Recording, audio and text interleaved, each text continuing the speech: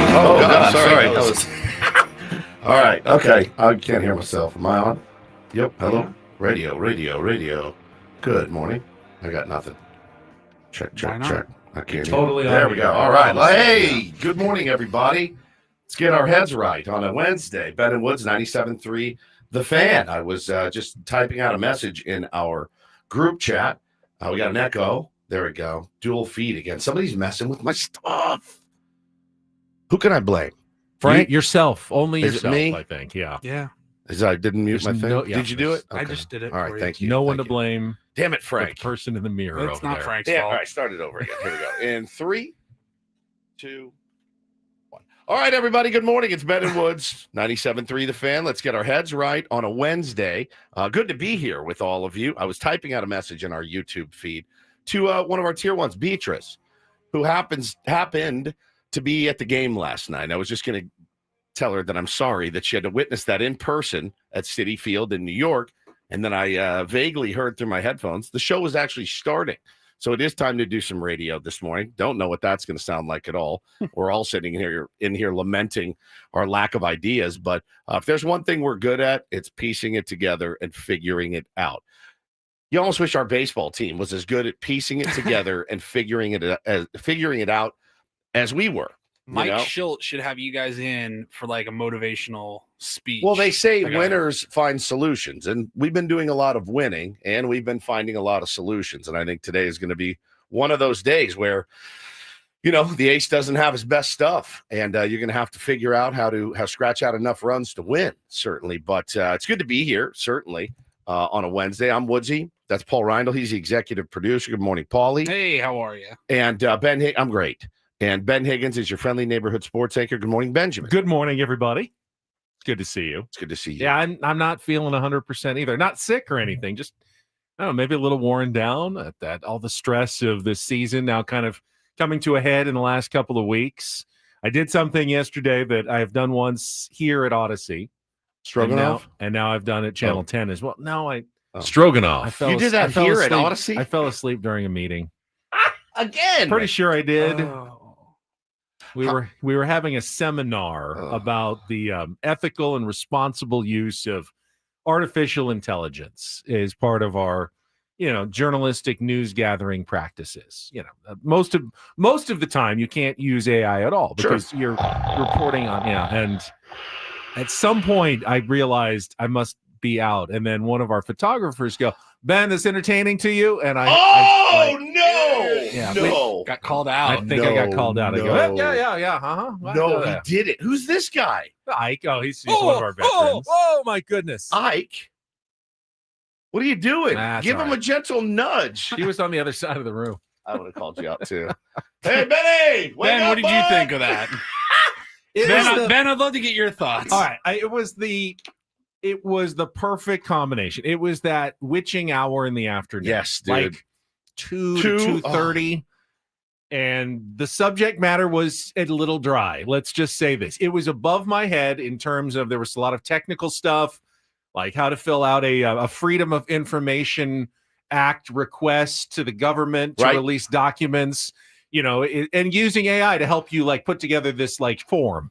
It's like, okay, I don't really do a lot of this in the sports department. So I started kind of checking out just a little bit for a second. Then all of a sudden, I got up at 4:20 that morning, and it's that 30 minutes that's really hard in the afternoon. Yeah, and hard. Some people are saying in the chat their witching hour is a little bit different. For us, it's right around there because, I went to the gym yesterday. Now my gym, it's not super convenient, man. I got to go to PB because that's where my guy trains out of.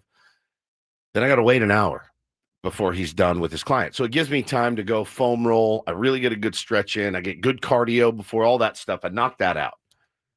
And I still wait 20 minutes. And so I'm doing messages on my phone. Well, by the time, when I get to the gym, after about 10 minutes of warm up, I'm fired up. I'm like, all right, let's go lift. And you let another 45 minutes go by, you're like, just ready to go. I've got the two witching hours with the two jobs right after this show around 10:30 to 11. Oh, yeah. That's really tough for me. That's and a then bitch. Again in the afternoon when, I'm rarely on, so I know I don't have to be on. Yeah, that 2 to 2:30 window can be really tough for me as well. Well, by the time I finish up with him, I'm driving home, and it's usually around 1 o'clock when I start my drive home. I got to be at Bo's school at 1:45. So when I left the gym at 1, I texted Hannah, "Hey, sweetheart, love of my life, angel face. Who's picking up Bo today, me or you?" I wait. She writes back, "You are." And I went, "Oh, okay. I'd love to.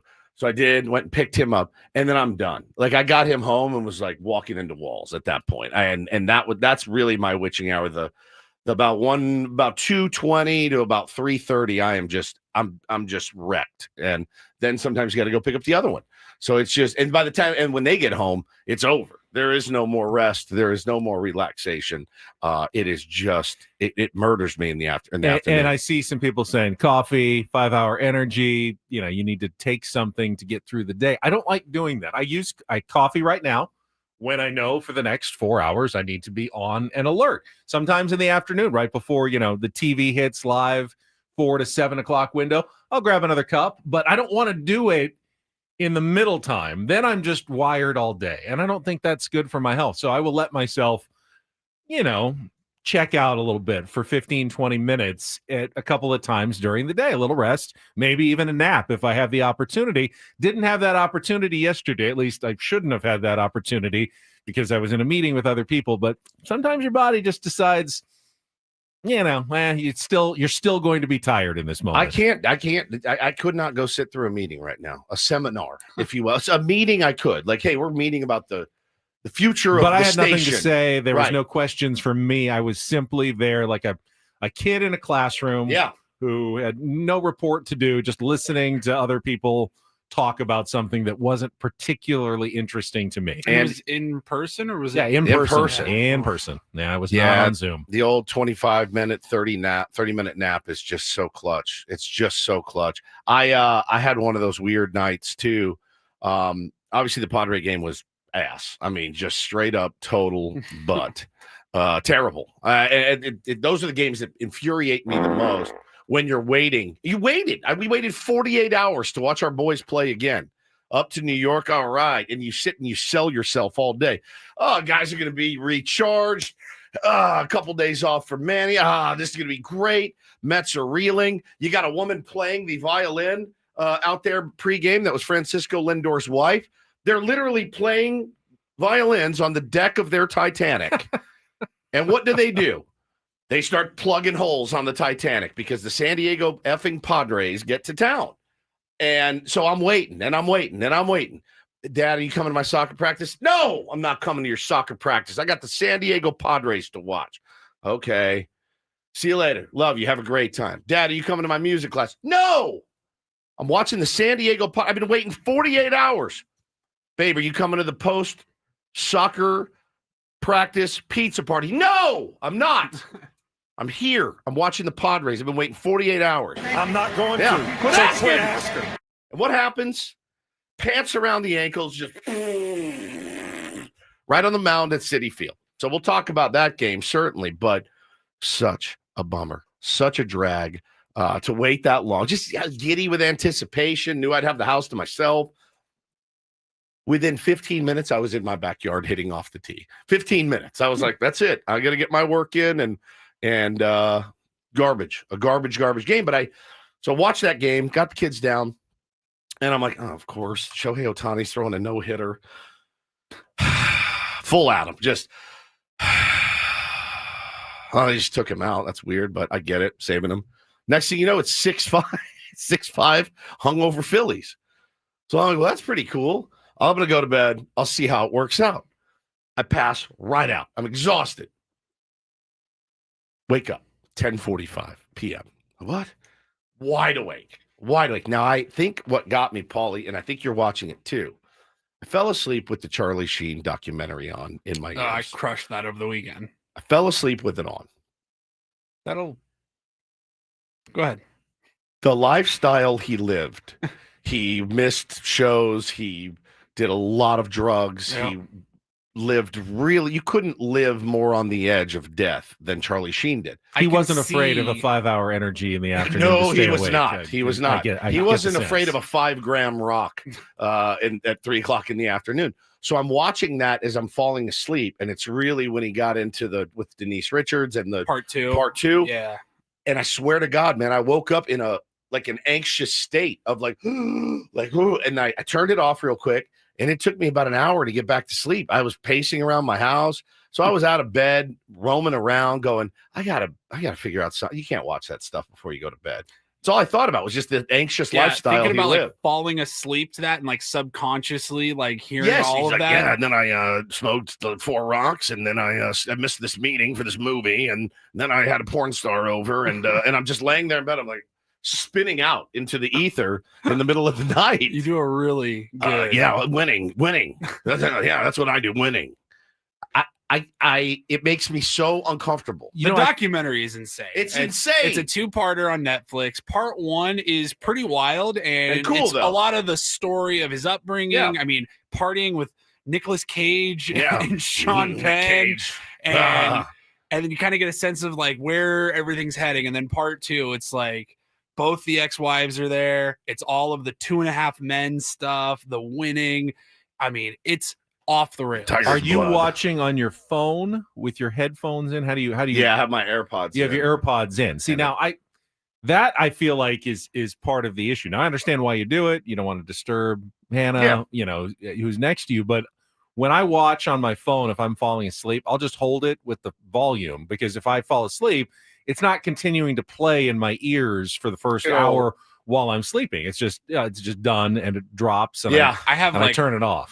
Because I do the same. I do AirPods, but I have whatever I'm listening to. I don't have auto play on, so whatever I'm listening to, whether it's 30 more minutes, an hour, or whatever, when it's done, my phone will stop playing. It's crazy, man. I fell asleep one time watching Heat or Gone Baby Gone, or just these movies with these violent. You wake up to gunfire. Yeah, and you wake up, you're like, ooh, it's not anything peaceful to fall asleep to. I mean, literally, he's banging 7-gram rocks, and you hear that in your subconscious, and you remember when you were kind of a scumbag too, and kind of lived adjacent to that lifestyle, and how much work you missed, and how many excuses you made, how many lies you told. And you go, I woke up, I didn't feel comfortable, man. I didn't. I was like, I'm coming out of my skin a little bit. Also, my wife keeps the house at 94 degrees. So I woke up, she is in full sweatsuit, radiating heat next to me. Right, her leg creeps over.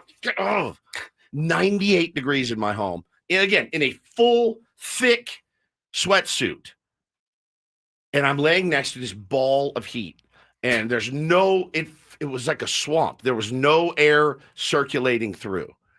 And so I'm just laying there. I start to choke. I start to panic laying in bed. This is the worst sleeping experience of my life. So I got up, I turned the air down, put the fan right on me, opened the windows, tried to make it nice and cool. I did end up falling back to sleep and got a decent night's sleep. Do you think at some point you'll be one of those couples who sleeps in separate rooms? I sure hope not, man, because I do rolling over in the middle of the night, getting a little, grabbing a little. But when you sleep at completely different temperatures. Yeah, completely. Some people want different firmness of their mattresses, or some people like having a fan on them. Some people hate having a fan on them. She cannot have a fan on her because it dries out her eyes. Yeah. And I have to have cold wind blowing on me. I'll get dry lips if the fan's on your face. Yeah. Because I sleep probably knowing full well you and I probably have gnarly sleep apnea. Gnarly. I don't. Are you sure? You wake up with a sore throat? Very rarely. If I have the fan blasting on into me, my mouth. I don't. I've been told I don't snore very much, or I don't really. I mean, got a new bed a couple of months ago, and I've been sleeping like a baby. I'm so jealous, man, because I don't get a real solid night's sleep. It's been better. I started taking magnesium when I go to bed, and I'd read a lot of good things about it. It really works. It really, really does work. So it helps kind of calm you down, but it wasn't working last night. I must have counteracted it with another vitamin or something, because last night it was like I was on a speedball at about 10:45 pacing around my house. But it's the temp, dude. The temperature, the radiating heat next to me. I just start to spin. I just start to spiral out of control. You know? Yeah, but again, it might be more comfortable if you were sleeping in a different room, but then you just feel like, okay, well, now we're just roommates who share a Yeah, house. I mean, I'd like to sleep with my wife. I figure I have a better odds of, that one chance, that one time of happens. consummation, roll over and be like, oh yeah, okay, oh yeah, all right, sounds good. It's like a 1 in a million chance, but it's a chance. It's a 1 in a million chance. Because I'll tell you what's not happening. If I sleep in another room, she's not getting up in the middle of the night. Like, hey babe, are you feeling spice? You could make you could make a dramatic knocking on the door.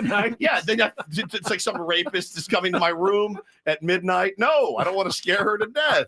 But the idea of separate go away. No, it's 3 a.m. Get away from me. And I'm standing at the door. Yeah, but you don't want to waste this. I used to think, dude, I really did. These don't come around like this anymore. Open the door. Open. I'm begging you. You got about 10 seconds left. You got about 10. All right, never mind. I'm going back to bed. I'm telling you. Benny, it's such an interesting point. It's such an interesting point because the idea of us going in, putting our kids down, giving them a good night's sleep, and be like, all right, see you later, and peeling off into our rooms. There are times in our marriage where I would say, yes, we need this in order to survive. But most of the time I'm like, no, I need to sleep by my woman, because I like to fall asleep. I rub her butt every night and I enjoy that. So I just do the butt rub. She falls asleep. My wife, she says I have warm hands. She's like, I get hot when you're touching me, but I'm like, it's my comfort. If I have a hand on me somewhere, I fall asleep 10 times faster. Correct. So you do the butt rub until you go to bed. Yep. I would miss that. And I don't know that I would sleep better. When she was out of town, even if you could make it as cool as you wanted. Well, I'm lying because when she was out of town and I was with the kids, you slept well. Had the house on like 71, slept like a rock in the big ass California King by myself. Like, oh man, that was refreshing. So maybe, but I don't know. It always domed me out to see parents, like friends' parents, like, oh, that's my mom's room, that's my dad's room. I was like, is everything okay? You guys good? Like, no, they're fine. I'm like, buddy, they're waiting until you're 18, and then they are calling it quits. I don't know how to tell you this, but they are calling it quits. Dad's not fine. They go look at Dad's DVR and tell me if it's fine. All right, go push the old eject button on the DVR right now.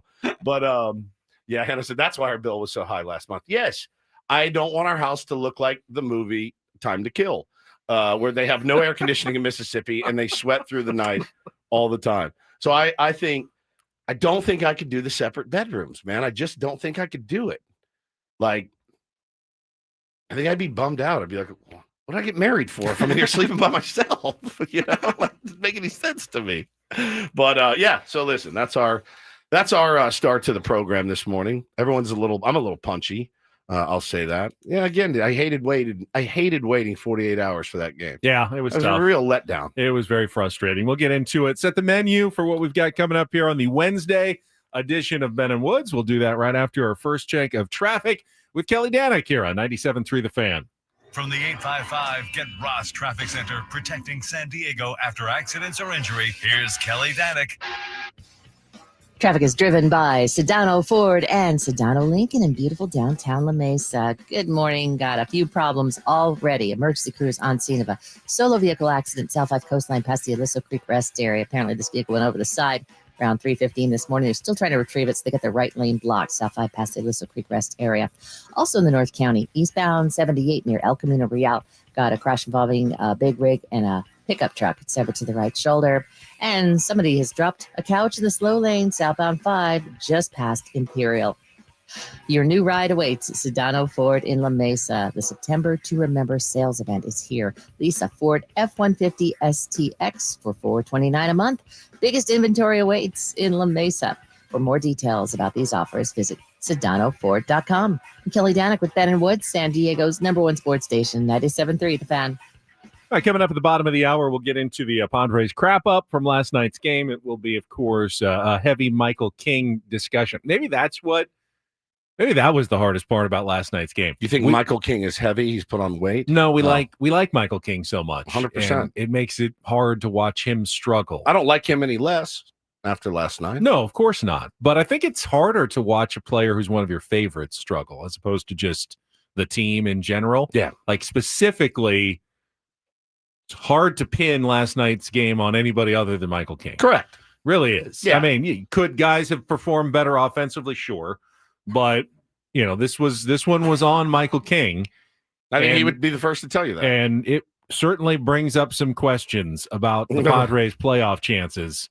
Whether he turns it around or not in the next week and a half will go a long way toward determining if the Padres are a one series and done team or a team that can advance deep in the postseason. Well, I don't think it's overstating it to say that if Michael King can pitch like Michael King, there's no ceiling to where the Padres can go. Well, and if Michael King goes out and struggles, it's hard to see them getting through even one round of the playoffs. If you go to my feed last night, everyone is 100% sure this is a two. They don't even think we'll get to the third game in Chicago if it ends up being in Chicago. It's a 2-and-out team. And, I think, could that happen? 100%. Absolutely. Do I think it will? 50%. I mean, I don't know. I'm not a prognosticator of this team. This team is impossible to prognosticate. It's impossible to prognosticate the playoffs. It just really is. And you're as good as your starting pitcher that day. And the needle is kind of trending down on Michael King as far as a starting pitcher right now. I don't even know if there's enough information to call anything a trend yet. Yeah. We just haven't seen it enough. The needle is pointing down. We can look at the potential schedule. I've kind of worked it out mathematically. What is it going to look like for Michael King? How much of him will we see? And where could he slot in for the Padres in a playoff rotation? And what could they do otherwise if they don't feel confident enough in Michael King for one of those first couple of games in the wild card series? We'll talk about all of that coming up. We'll go through the rest of baseball, of course, including another wild Dodgers-Phillies game. I mean, if that ends up being a division series, which it's tracking toward being an NLDS series, that's going to be pretty entertaining between the Phillies and the Dodgers. They are creating something that's pretty anticipatory based on the last couple of days. So we'll talk about what Shohei Ohtani did and the Dodgers did not do last night, and the Padres still remaining in it in the division race. I'll give you an update on the magic numbers and what else went on around baseball yesterday as well. We'll have our regular features on a Wednesday, including Don't Do This, Take on Woods, another opportunity to qualify for the trip to Las Vegas and the tickets to see the Eagles at the Sphere on January 30th. We have 3 qualifiers so far this month. You could be number 4 today in our musical trivia game at 8:20 this morning. Ryan will report headlines in our final hour as well, and we will take you until 10 o'clock. Before we have a shorter show tomorrow with early Padres baseball. Well, and also there's some numbers regarding Michael King's start last night that you guys are going to want to know. It's weird to say. The numbers aren't as bad as you think they were. Now, Really? The only number that matters is how many runs, came across the board. But as he is, remember, kind of in his extended spring training at the big league level, there are some things that I, frankly, was surprised by when I saw it. I thought, oh no, like there's problems with the shape, there's problems with velo. Turns out, based on, and again, I can't do this. I had to reach out to the nerds to do it, and they did it for me. And I've got those notes for you. If it helps at all, maybe a little bit of a positive to build on. But the results were crap. Your eyes say one thing, but the numbers don't lie. Correct. The numbers are the numbers, and we'll get into those as well. That's all coming up next. Don't go away.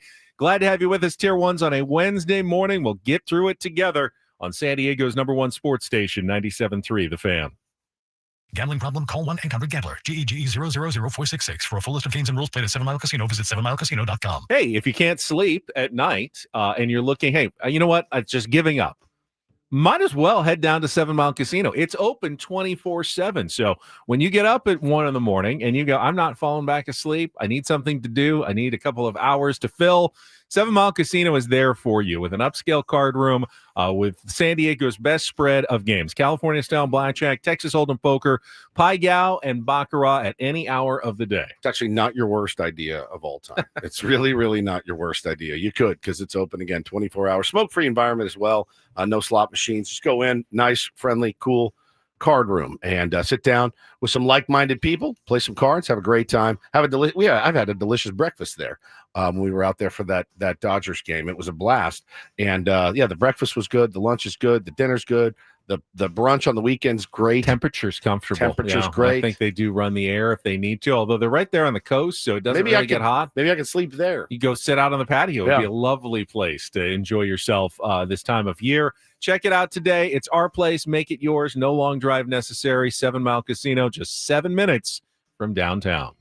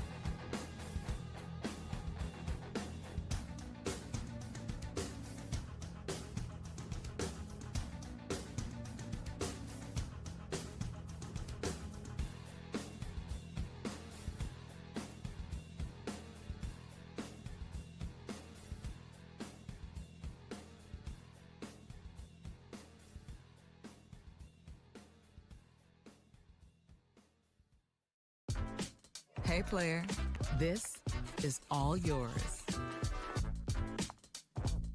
This room with this view. This speakeasy with this cocktail. Hey, could you make that too? The spa with this. Ah. And this pool on this roof. This is all for you. The all-new Hamul Casino Resort, now open.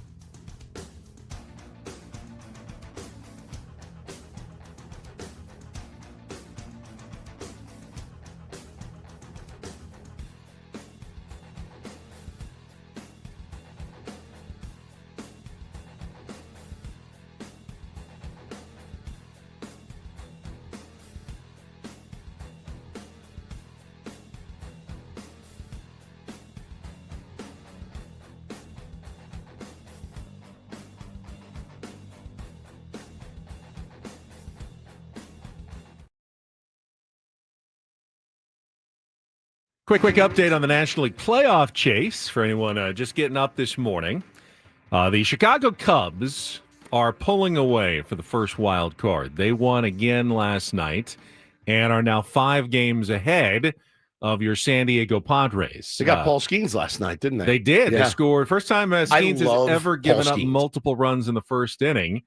And they went on to beat the Pittsburgh Pirates. And they are now 5 games ahead of the Padres. They're 23 games above 500. Padres now 4 games ahead of the New York Mets, who picked up a game, obviously, head-to-head last night, who hold the 3rd playoff spot.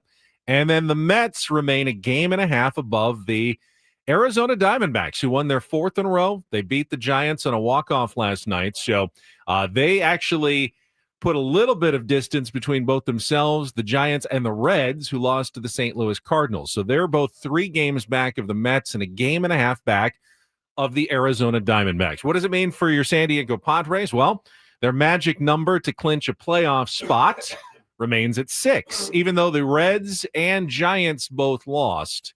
Because the Diamondbacks won, the magic number remains at 6 now, only over the Arizona Diamondbacks. So if the Diamondbacks lose today, the Padres win, or both, Padres can reduce their magic number to 5 or 4 with, now 11 games remaining in the season. Any combination of 6 Padres wins plus Arizona Diamondbacks losses right now would get the Padres officially into the National League playoffs.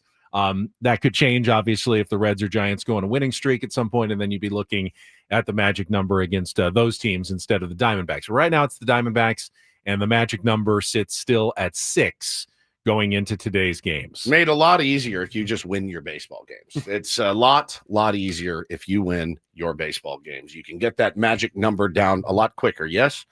You can. Padres went down from 99.7% to make the playoffs to 99.5% to make the playoffs yesterday. I've got 99.4 this morning. I thought this team didn't give anything away. And I don't know. we played on the margins and You know, all that. What happened to that? Just gave away 0.02 percentage points overnight. I loved your text that I don't have exactly in front of me, but Adam texted us. I saw it in the middle of my 9 p.m. basketball game last night. What a nightmare. Adam said something like, "Oh man, Dodgers losing another one. Wow." And then you said, "Who cares?" Because the Padres. Oh no, that was him. Was that Ben? That was Ben. Yeah. Oh God, Ben, yeah. It was so good. It was like Hagler Hearns. So dude. yeah, who cares? We can get into the Dodgers game later, but they pulled Shohei Ohtani. Dave Roberts pulled Shohei Ohtani with a no-hitter after 5 innings. Hey, 60-some-odd pitches. can we be honest here? That's the smart play. Well, because the Padres lost, they don't have to do anything. Correct. They don't have to chase wins. Right. They're not going to catch the Phillies now for the second seed, so they know they're playing in the wild card. They're trying to stay at home, so they need to stay ahead of the Padres to get a home series in that wild card round. But until the Padres put some pressure on the LA Dodgers are playing this the right way. They shouldn't be overtaxing Shohei Ohtani. No doubt. They should not be doing anything out of the norm to try to chase wins because they don't have to at this point. Now, why would you? If the Padres had Makes no won, sense. a couple more games here, the Dodgers might be feeling a little bit hot around the collar going, do we really want to open the playoffs on the road at Wrigley Field? Because that's where we'd be heading because the Padres are going to pass us and win the division. But we play really good on the road, especially against teams above 500. Until the Padres do something that make the Dodgers go, should we change our strategy? Then they're not going to. Okay, I agree with you, but I will say, looking at their game last night, they didn't when they got down, they still went to their higher leverage guys like Robleski is supposed to be for them. A guy out of the bullpen, he got torched. They went to Trinan. Once they kind of battled back, Shohei hit a homer. They don't have anyone they can trust in their bullpen right now. They have zero trusted relievers. So it just doesn't matter who they go to. Meanwhile, the Padres, and we'll talk about it, they went to their lowest leverage guys who didn't even give a single hit yesterday. They were fantastic. If you combined basically the Padres and the Dodgers, I think you'd have an unbeatable team. Correct. No one beats that team. The starters. If you could just put the best of both teams together, you would have the most unbeatable team in baseball right now. Toddy and Wright. Yeah. Maryland center. Padres bullpen, Dodgers starters. Yeah. Unbeatable. I mean, right now. But Freddie at first, Manny at third, Mookie at short, Crony at second, Will Smith behind the dish, and then their starters are all right. Here's a plea. Nick Pivetta and Shohei Ohtani is our DH. Here's a plea. Let's just come together, all of us. We'll come together. We'll form a super team. Representing the West Coast Treaty of 2025. Crips and the Bloods let me spearhead this thing today. Let's combine forces and let's see what we can do against these other teams. And because it's going to be miserable for both of us right now. Rob Manfred will bend over backwards for the Dodgers. If they present it like their idea, he'd be like, "This is genius." No one really wants it. But the point is the Padres are the envy of the Dodgers when it comes to the bullpen. Padres would love to have some of that starting pitching that the Dodgers have. One of them. Just one of them. And some of those power hitters that the Dodgers have. I feel like if you gave us, if we straight up said, all right, man, David Morgan's coming off the IL. We're going to give you David Morgan, but you got to give us your back end, and we'll just trade like they do in soccer. Alone. We'll just trade him for the playoffs. Give us one starter. We'll take Emmett Sheehan. We'll give you David Morgan and Wandy Peralta. I think they snap it up in a heartbeat. All right, let's see.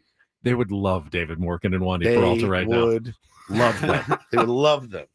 No, man, it was so you're right though. I mean, it doesn't really matter what they do. Kyle Hart would be a godsend to the Dodgers right now. I think Kyle Hart slander needs to stop from here on out. The guy's been fantastic. I want to have a conversation about Kyle Hart as well. Not now, but like the future of Kyle Hart, because there's a decision the Padres going to have to make this offseason.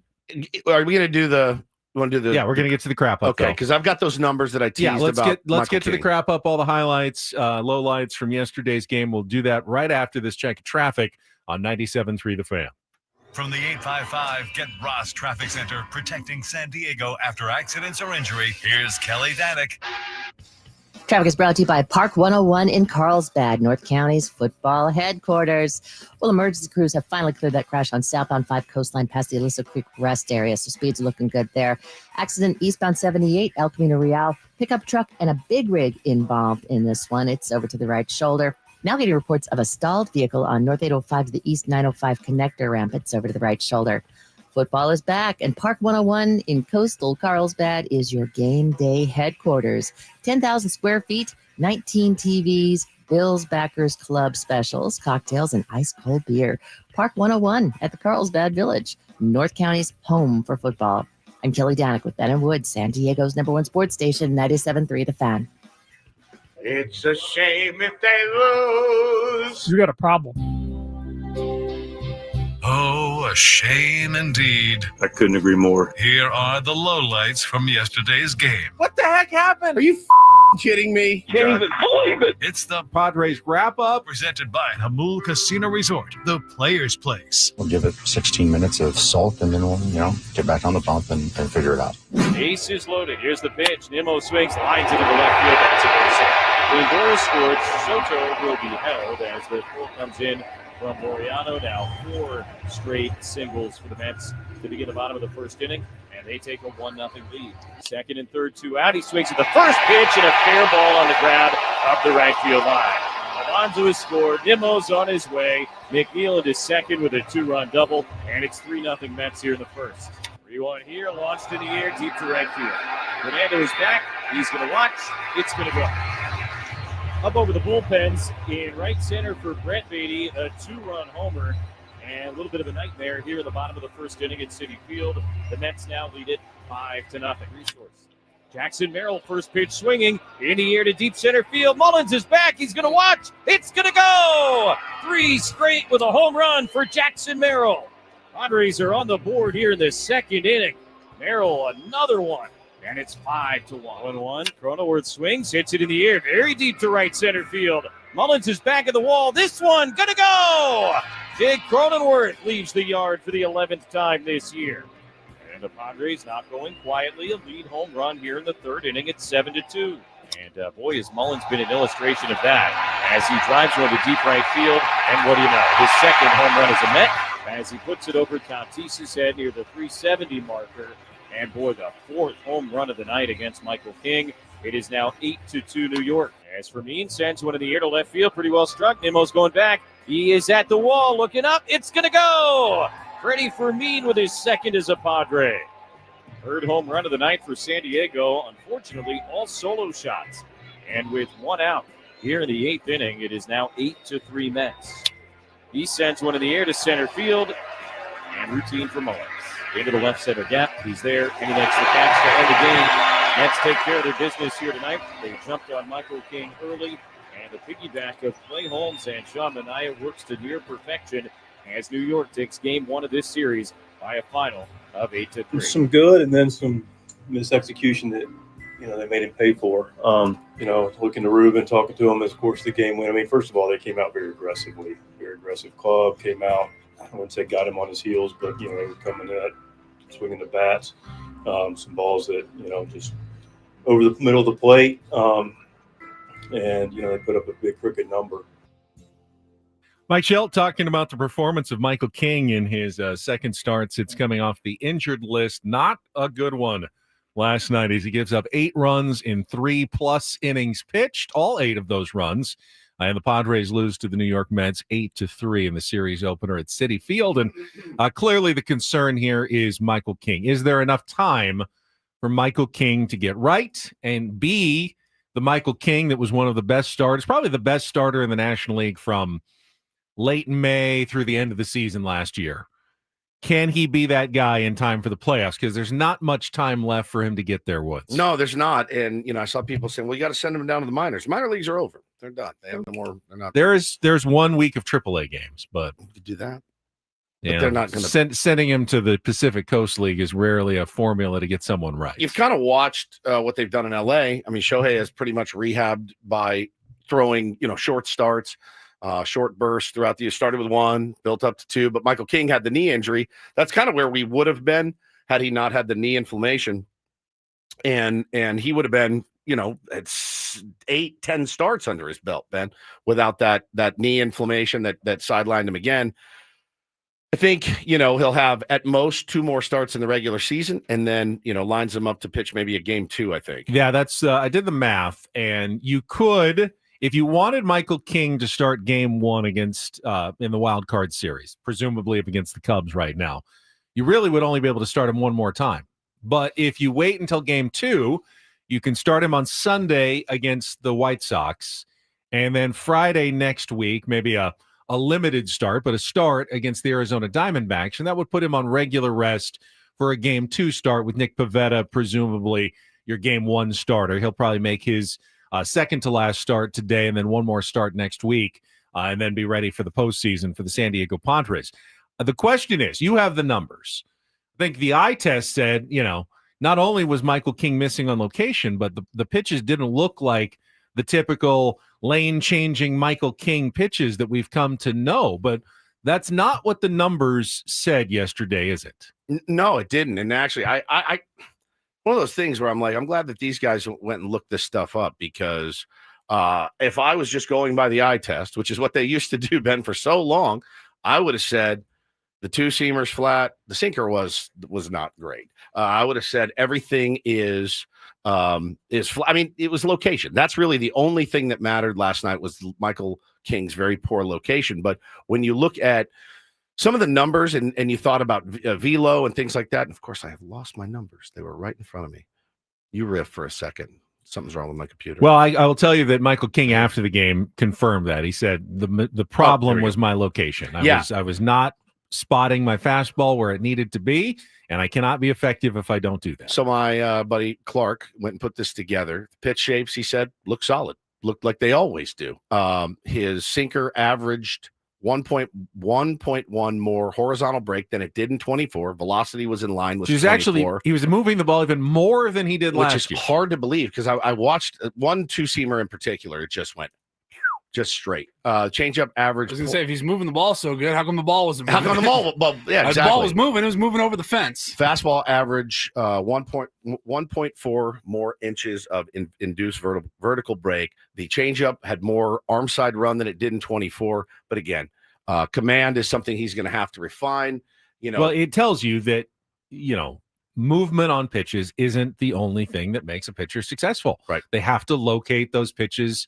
And Michael King clearly has not had enough time on the mound to feel totally sharp and command his pitches, as most pitchers do. That's what spring training kind of for. Gives you a few starts to work out, get your timing back for your mechanics that allow you to be a little more pinpoint in your control. And Michael King's not there yet. The problem is he doesn't have much time to get there. Yeah. And we'll see what happens in his last 2 starts. If he doesn't look good, the Padres will have a very tough decision on their hands, because they can either cross their fingers and throw the guy that they had intended to throw in the playoffs all along in Michael King, but if he looks like he did the last couple of starts, we're cooked. Or they can go with a guy like Yu Darvish or Dylan Cease in a second game with their season on the line, knowing both of those guys have been highly inconsistent in the second half of the year. It's a real Sophie's choice coming up for Mike Schilt and Ruben Niebla in the playoffs. You've got Nick Pivetta, and then you've got a big question mark after that in your starting rotation. It's been like a month now where the Padres have been essentially locked into a playoff position, very much trending in that direction. And we've been, all right, what does it look like? And the whole time we've been saying, well, Michael King, when he comes back, that's your game 1 starter. Yeah. Michael King's your game 1 starter. And now there's even like the possibility of throwing a Dylan Cease instead. Don't know what you do. I think Vasquez. I lean towards, if you're going to start Michael King, and you got to obviously see how his next start or next 2 starts, if he gets them, goes. I think you go King game 1 and hope for good Michael King, and save Nick Pivetta as your stopper in game 2 if you lose game 1. But if you want to pitch him in game 1, you only get one more start with Michael King on Sunday. Because then he also gets a couple of bullpens with the best pitching coach in baseball. You can do bullpens and not start him again that last week. But then you're taking an even bigger chance, though. If he doesn't pitch well on Sunday and you don't pitch him again, and you just go, yeah, but he looked good in the bullpen, so we're pitching him in game 1 of the playoffs. Wow, that is, and you're leaving Nick Pivetta out, who's been your best starter all year. I think that's a decision that would be absolutely second guessed for The worst would the be entire offseason. The worst scenario is you go Nick Pivetta game 1 and he takes the L. That's a bad. Because then It what do you do? doesn't really matter though, Paul. I feel like you're expecting Nick Pivetta to get you a dub. Well, again, but if it's in game 2, if he loses in game 3, it doesn't matter where he loses. No, you're probably losing that series. I'm saying if you start him game 1, because then you're like, all right, well now we have to win tomorrow. Who gets that ball? You have to trust that Nick Pivetta is going to get the win, right? And if you think Nick Pivetta is going to be your best chance at getting a win, I want him in game 1 because the team that wins game 1 since they started this format in 2022 has won every series. Every playoff series. And if Nick Pivetta gives you the best chance to win a game, and right now he does, he's pitching in game 1. No doubt about it. I'm agreeing with you. Yeah. Okay. So I'm just saying worst case scenario is you throw Nicky P out there and he takes the L, and then you're like, all right, do we go with Cease or King? And we're not really confident in either of them. That's the same thing. If the Dodgers, throw whoever and lose the first game, that's the worst case scenario. It's always the worst case scenario to lose game 1 of the series. There's no good scenario in which you lose game 1 of the series. No one's we feel pretty good about our chances, though, after losing game 1 because no one's ever won that series. Well, what it does is it shatters your confidence of, like, it's hard right now if you're Mike Schultz or AJ Preller or anybody else, Ruben, looking at what they have to make these decisions and saying, because, Ben, you look around the playoff teams, they know what their playoff rotation is for the most part, right? You can go up and down the line. They know who they're going to go game 1, game 2, game 3. I don't know if the Dodgers do, but that's a good problem for them, not a bad problem. They know it's Yamamoto, it's Glasnow, and it's Snell probably, right? Like that's no Kershaw, no Ohtani. No, probably Ohtani not. will be on the roster, obviously, so he'll be available. Well, he's now petitioning to be able to. He's now petitioning the Dodgers to let him play outfield so that he can also relieve. So he has maybe resigned himself to the fact that, I'll pitch out of the bullpen for an inning and play some outfield and still be able to hit and do everything else. I don't think they even need him as a starting pitcher, which is dumb to say. He got through 5 no-hit innings last night against a good team, albeit a hungover team, but through 5 no-hit innings. That's an embarrassment of riches. So their problem is, which one of these badasses do we go with? Ours is, which one of these guys is the least likely to blow up at Wrigley Field? Nick Pivetta had a horrendous start at Wrigley Field earlier this season. He's been our best pitcher. He should start game 1 if he lines up that way. And then if you lose that game, that's when the real darts start flying at the board. Drew in the chat says this is a bullpen start out of the question. Let's talk about that. I mean, unorthodox, but the Padres have a clear strength. It was on display again last night. Would it be a mistake not to lean on that strength? I watched the team win the World Series with it last year. Yeah, it's true. We'll talk about that coming up next. Hour number 2 of Ben and Woods on San Diego's #1 sports station, 97.3 The Fan.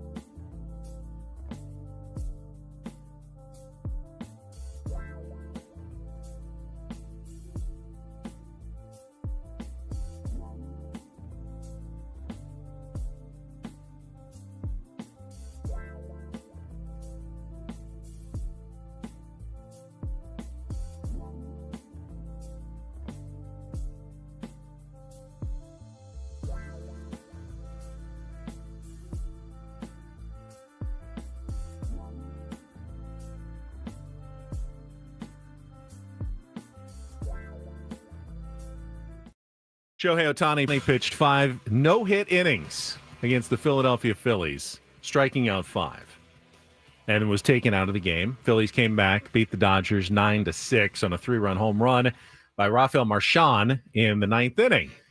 Keeps the Padres 2 games back. You know who he was even better, though, than Shohei Ohtani yesterday? Padres bullpen pitched 5 innings of no-hit ball and struck out 9. Amazing. Kyle Hart, and then Yuki Matsui, and then finally Bradley Rodriguez came in. Ooh. And, I mean, these are the lowest of leverage guys in the Padres bullpen. And even those guys are stepping up right now. This is how good the Padres bullpen has been. And it brings up, I think, I a thought very... some Mets fan was going to hop the fence and kill Rodriguez after he drilled their catcher. I mean, well, he went in, he went up and in, got the knob of the bat. Mm-hmm. And then when I saw him go inside again, 100 to the elbows, forearm, funny bone-ish area, look, you see guys get hit all the time. Rarely do they drop to the ground and double over in pain. Rarely. It's usually it always hurts. It always usually hurts. They're able to like fight through it. He went down in a heap, and that was 100-mile-an-hour heater on the elbow. You saw, and I don't know if you saw the Met. Well, you didn't. We were watching the Padres broadcast, but on the Mets broadcast, they were talking about it's his 3rd start in the big leagues and third relief appearance in the big leagues, and and then they said, you just can't have a guy that can't find the strike zone in the big leagues. And I'm sitting there thinking, so you guys haven't hit anybody this year? Yeah. I was today years old when I learned the Mets have never hit an opposing hitter, which would be a crazy stat. No hit batsman for the Mets, apparently, according to their broadcast. Ben, yeah, he's got absolutely incredible elite stuff. I mean, that's a scouting report, right? Live arm, just little trouble. As with a lot of rookies who haven't, pitched in the big leagues. He didn't walk anybody, struck out 2, didn't give up any hits. I mean, he had his best outing as a big league reliever. Yep. His sinker is ridiculous. The changeup is exceptional. And the fastball will definitely play at that level. I'm not anticipating that the Padres will be counting on him for any big playoff innings. Why not? He's too green for that at this point. No way. But he certainly showed some potential as someone who's going to be part of the Padres bullpen of the future. But what the point here is that, and it was brought up in the chat right before the break, if Nick Pivetta starts game 1 of your playoff series, Drew says, is a bullpen start out of the question. Would it be malpractice not to employ a bullpen game in game 2? If your season is on the line, if you lose game 1 of a playoff series, and you don't know if you can trust Michael King or Yu Darvish or Dylan Cease in game 2, you have a clear strength. It's been your one strength all season long.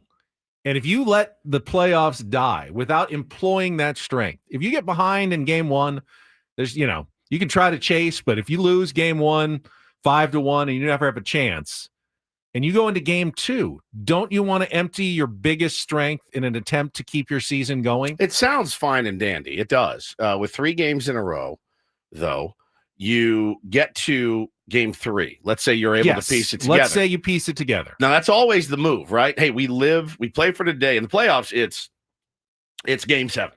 Right, and that would be for all intents and purposes a game 7 because you lost the first one.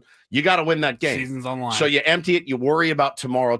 Then you would have King, Cease, Darvish, and whoever is still feeling good after pitching on game 2, which is probably someone goes through with an efficient 8-pitch inning and go, oh yeah, I've got plenty for you. I mean, you'll have enough in a 3-game series. I don't know if Mason Miller goes out and throws an 8-pitch inning in the 6th. I'm running him back out there for the 7th. I think we're all kind of, at least I had been thinking, in game 3, I would definitely consider that. But can you afford to get to game 3? You may not get to game 3. Can you afford to let your season die without really ever employing your bullpen?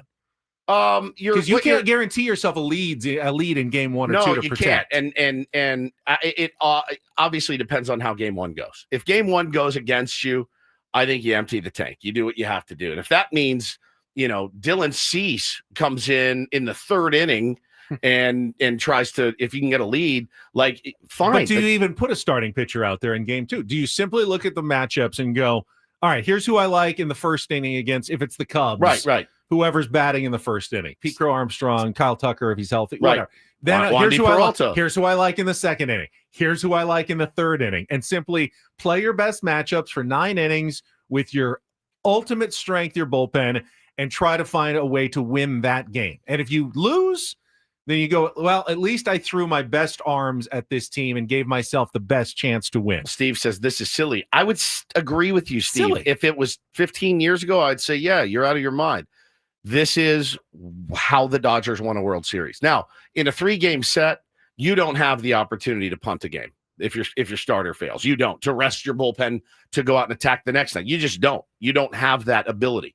In a 5-game series, you do. In a 7-game series, you really do. You can afford to punt a game. How much planning goes into the 3-game playoff series where, like, do you have your plan ahead of time? You're like, hey, if we win, we're doing this. If we lose, we're doing this.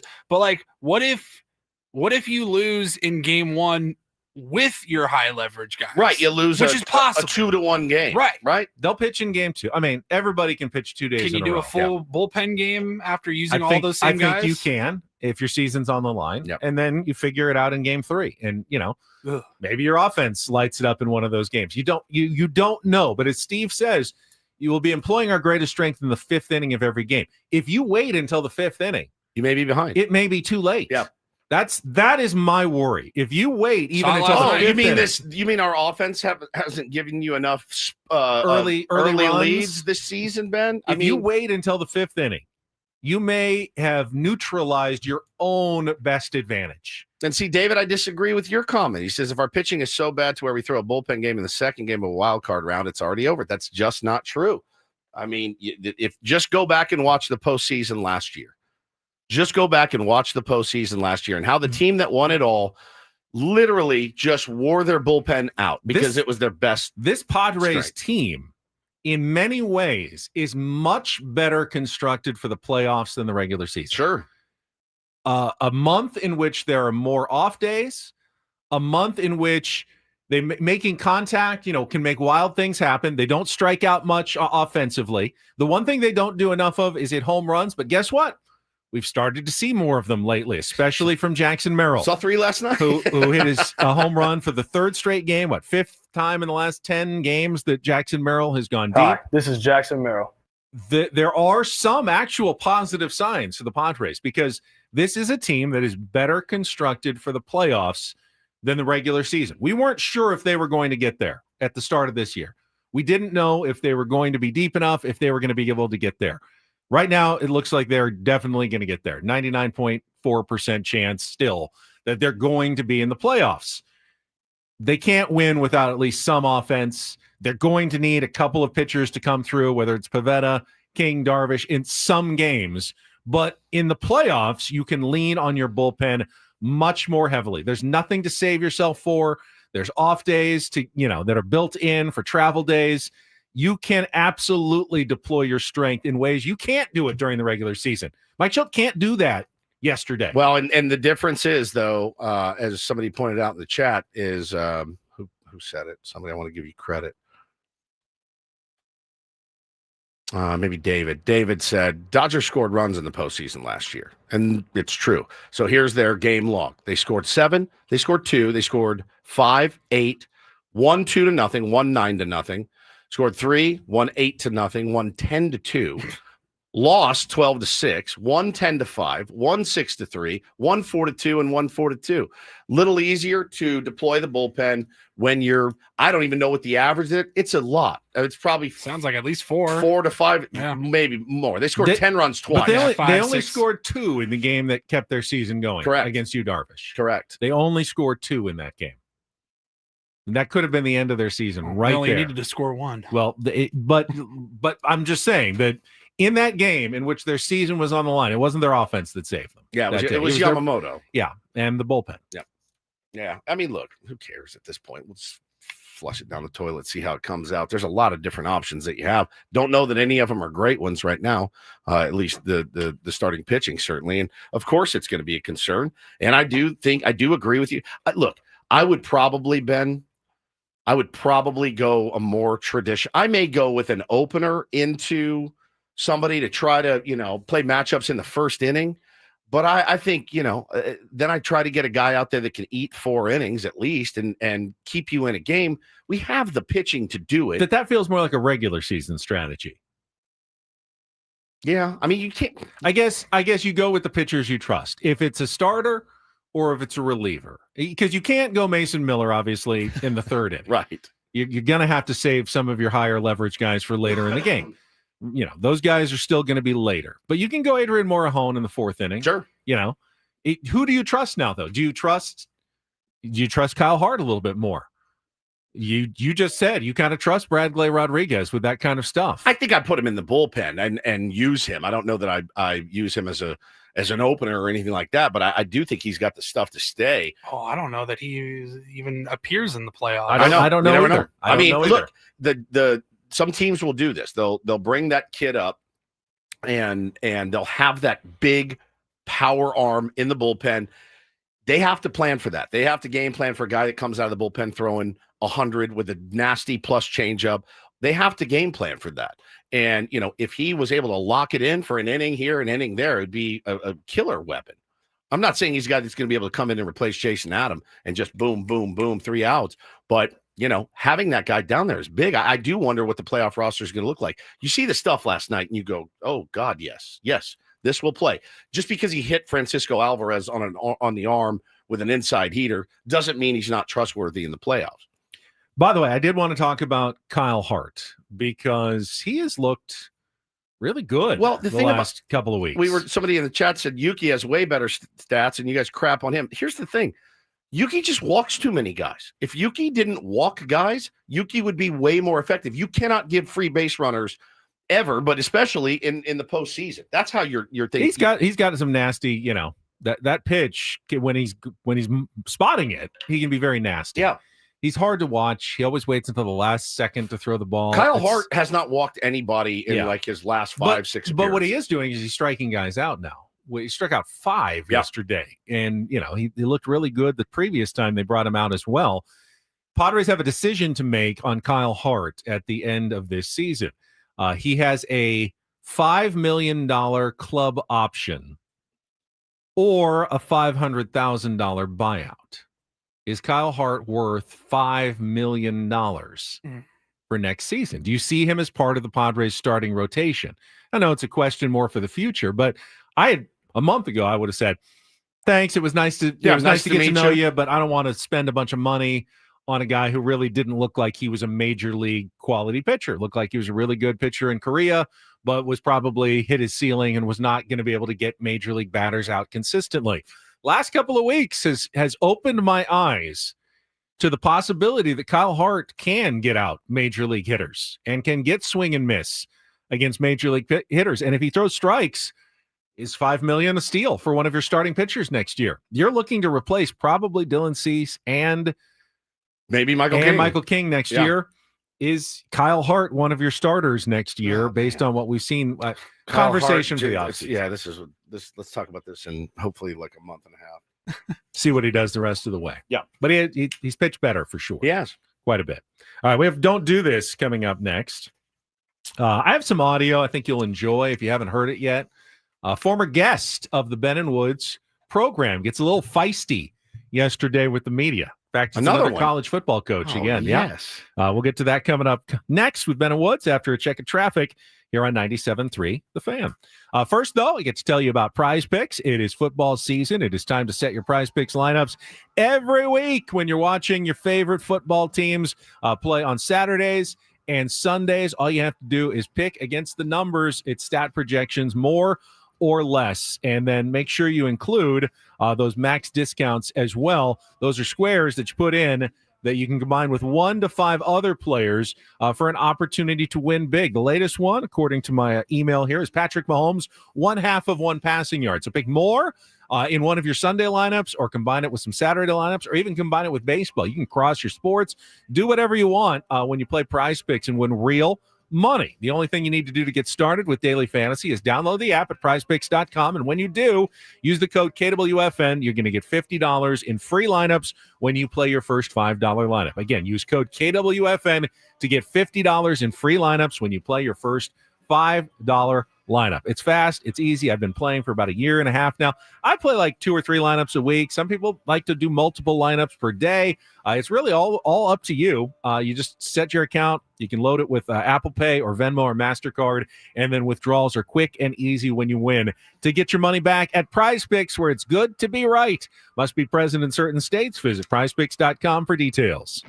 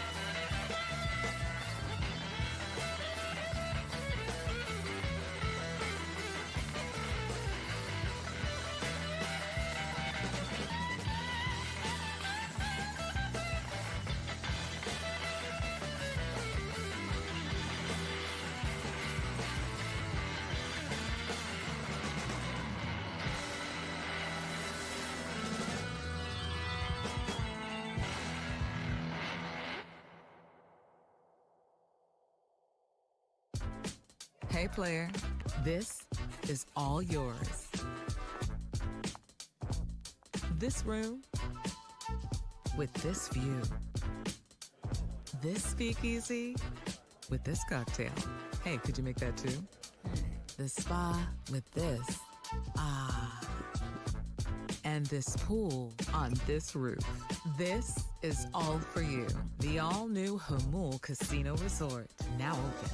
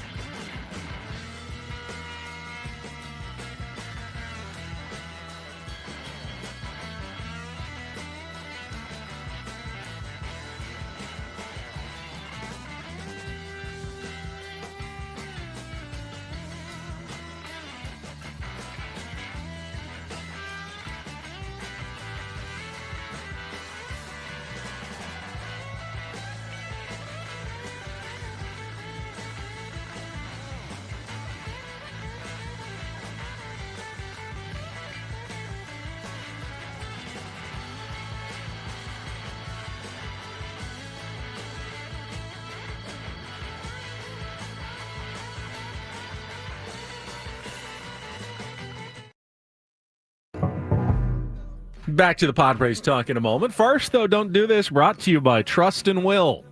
Don't. Leave your entire estate, house, kids, and life savings up to chance if and when you die. Do. Set up a trust or will online at trustandwill.com. This is a lot more affordable than you think.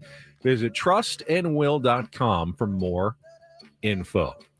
Something's up with Tom Brady. There's a lot of hubbub. So a lot of people around the NFL are being very critical of Brady right now after he was spotted in the coach's booth on Monday Night Football for the team that he now is co-owner of, the Las Vegas Raiders, wearing a headset, sitting with the other coaches, the special teams coordinator, whoever's up there in the booth, whichever, the offensive coordinator calling plays. And people are up in arms because, well, obviously Tom Brady, as an owner of a team, is already operating under these restrictions as a broadcaster. He is not allowed at team facilities for practices because they don't want him to do any, secret scouting for the Raiders.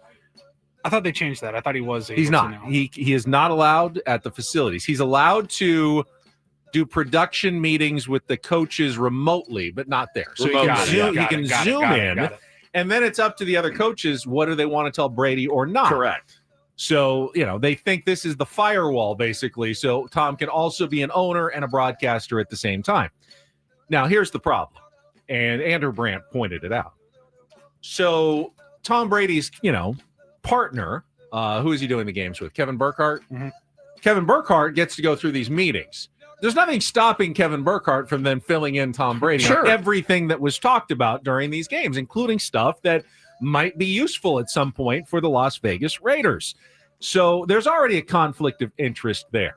Now, here's what I think is the unforced error in all of this. Pete Carroll said that Tom Brady is doing no coaching for the team, that's not his role. In fact, he said, Tom Brady said, I don't want to have that be my role. So if that is the case, why are you sitting up in the coach's booth wearing a coach's headset during the game? You're just inviting extra scrutiny, extra questions from people who already think that you're trying to have your cake and eat it too. They don't let anybody else be an owner and a broadcaster at the same time, but they're doing it because he's Tom Brady. And by the way, Tom Brady is not a very good color commentator. At least not yet. Not yet. Not yet. He has not shown me anything that tells me he was better than anybody else that could have been in that role right now. He's got a great name. He's handsome, but he does not do anything that's half special or right spectacular. Yeah, that's half the job is being handsome and having the pedigree. And famous. There was a situation where, they were on the broadcast this last weekend. They go, what play would you call here? Tom wouldn't say. Just tell us what you would do in that situation. That's your job. And he just kind of rambles and doesn't say anything. He doesn't take stands. He's not doing his job as a color analyst. At least I don't think he's doing his job. I feel like you should pick a lane. You want to be an owner / coordinator assistant? Go ahead. No one's stopping you from doing that, at all. But be cool too. Go for it. 100%. Or if you want to be he's not going to want to sell his share in the Raiders, right? He wants to own part of a football team. I don't blame him. But you want to be in the booth, go get in the booth and put the headset on and do your job. But it is a little bit odd. Now, the NFL, the funny thing is, they had sent out a tweet from the NFL account talking about how he meets with Chip Kelly several times a week. They deleted it. They ended up deleting that tweet, Ben. So that tweet is gone, and that's got a lot of people up in arms as well. This is one of the weirder feuds that I think I've ever seen, and it's between diminutive baseball reporter Buster Olney and John Boy. And so the story goes back a month or so. Aroldis Chapman, Buster Olney reports on a story that Aroldis Chapman, who's been in the league for 100 years, has just now learned the difference in an inside fastball and an outside fastball, and had never, ever thought before about spotting his pitches. Because Connor Wong told him, Connor Wong, catcher for the Red Sox, said, well, yeah, when we were in spring training using the pitch comp, I hit one for inside fastball, and the light bulb seemed to go off, and he would spot it inside. And whatever it was the light bulb goes off, and he says, oh, I can aim small, miss small. And he's had a phenomenal season, one of the best relievers in baseball. So they run with this story. Now, John Boy hears the story and goes, I find it very hard to believe that this guy's been in the league this long, and you're telling me he's gone out there and just grabbed the ball and thrown it as hard as he can with no never an idea. I need to go away. I need to go in.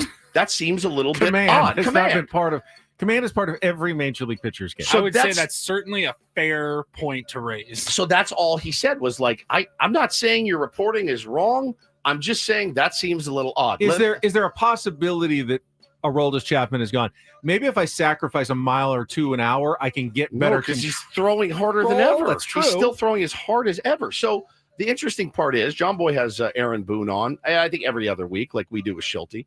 He gets the chance to ask Booney that question. He goes, is there any validity to this? Because that would mean, Aaron, that you and your pitching coaches never talked with Aroldis Chapman. Your catchers never talked with him about in or out. John Boy said, I've in fact found some video of your catchers going fastball away, fastball in, fastball away, fastball in. They don't just throw down the one and let it rip. And hope they know. I mean, you can't do that as a catcher.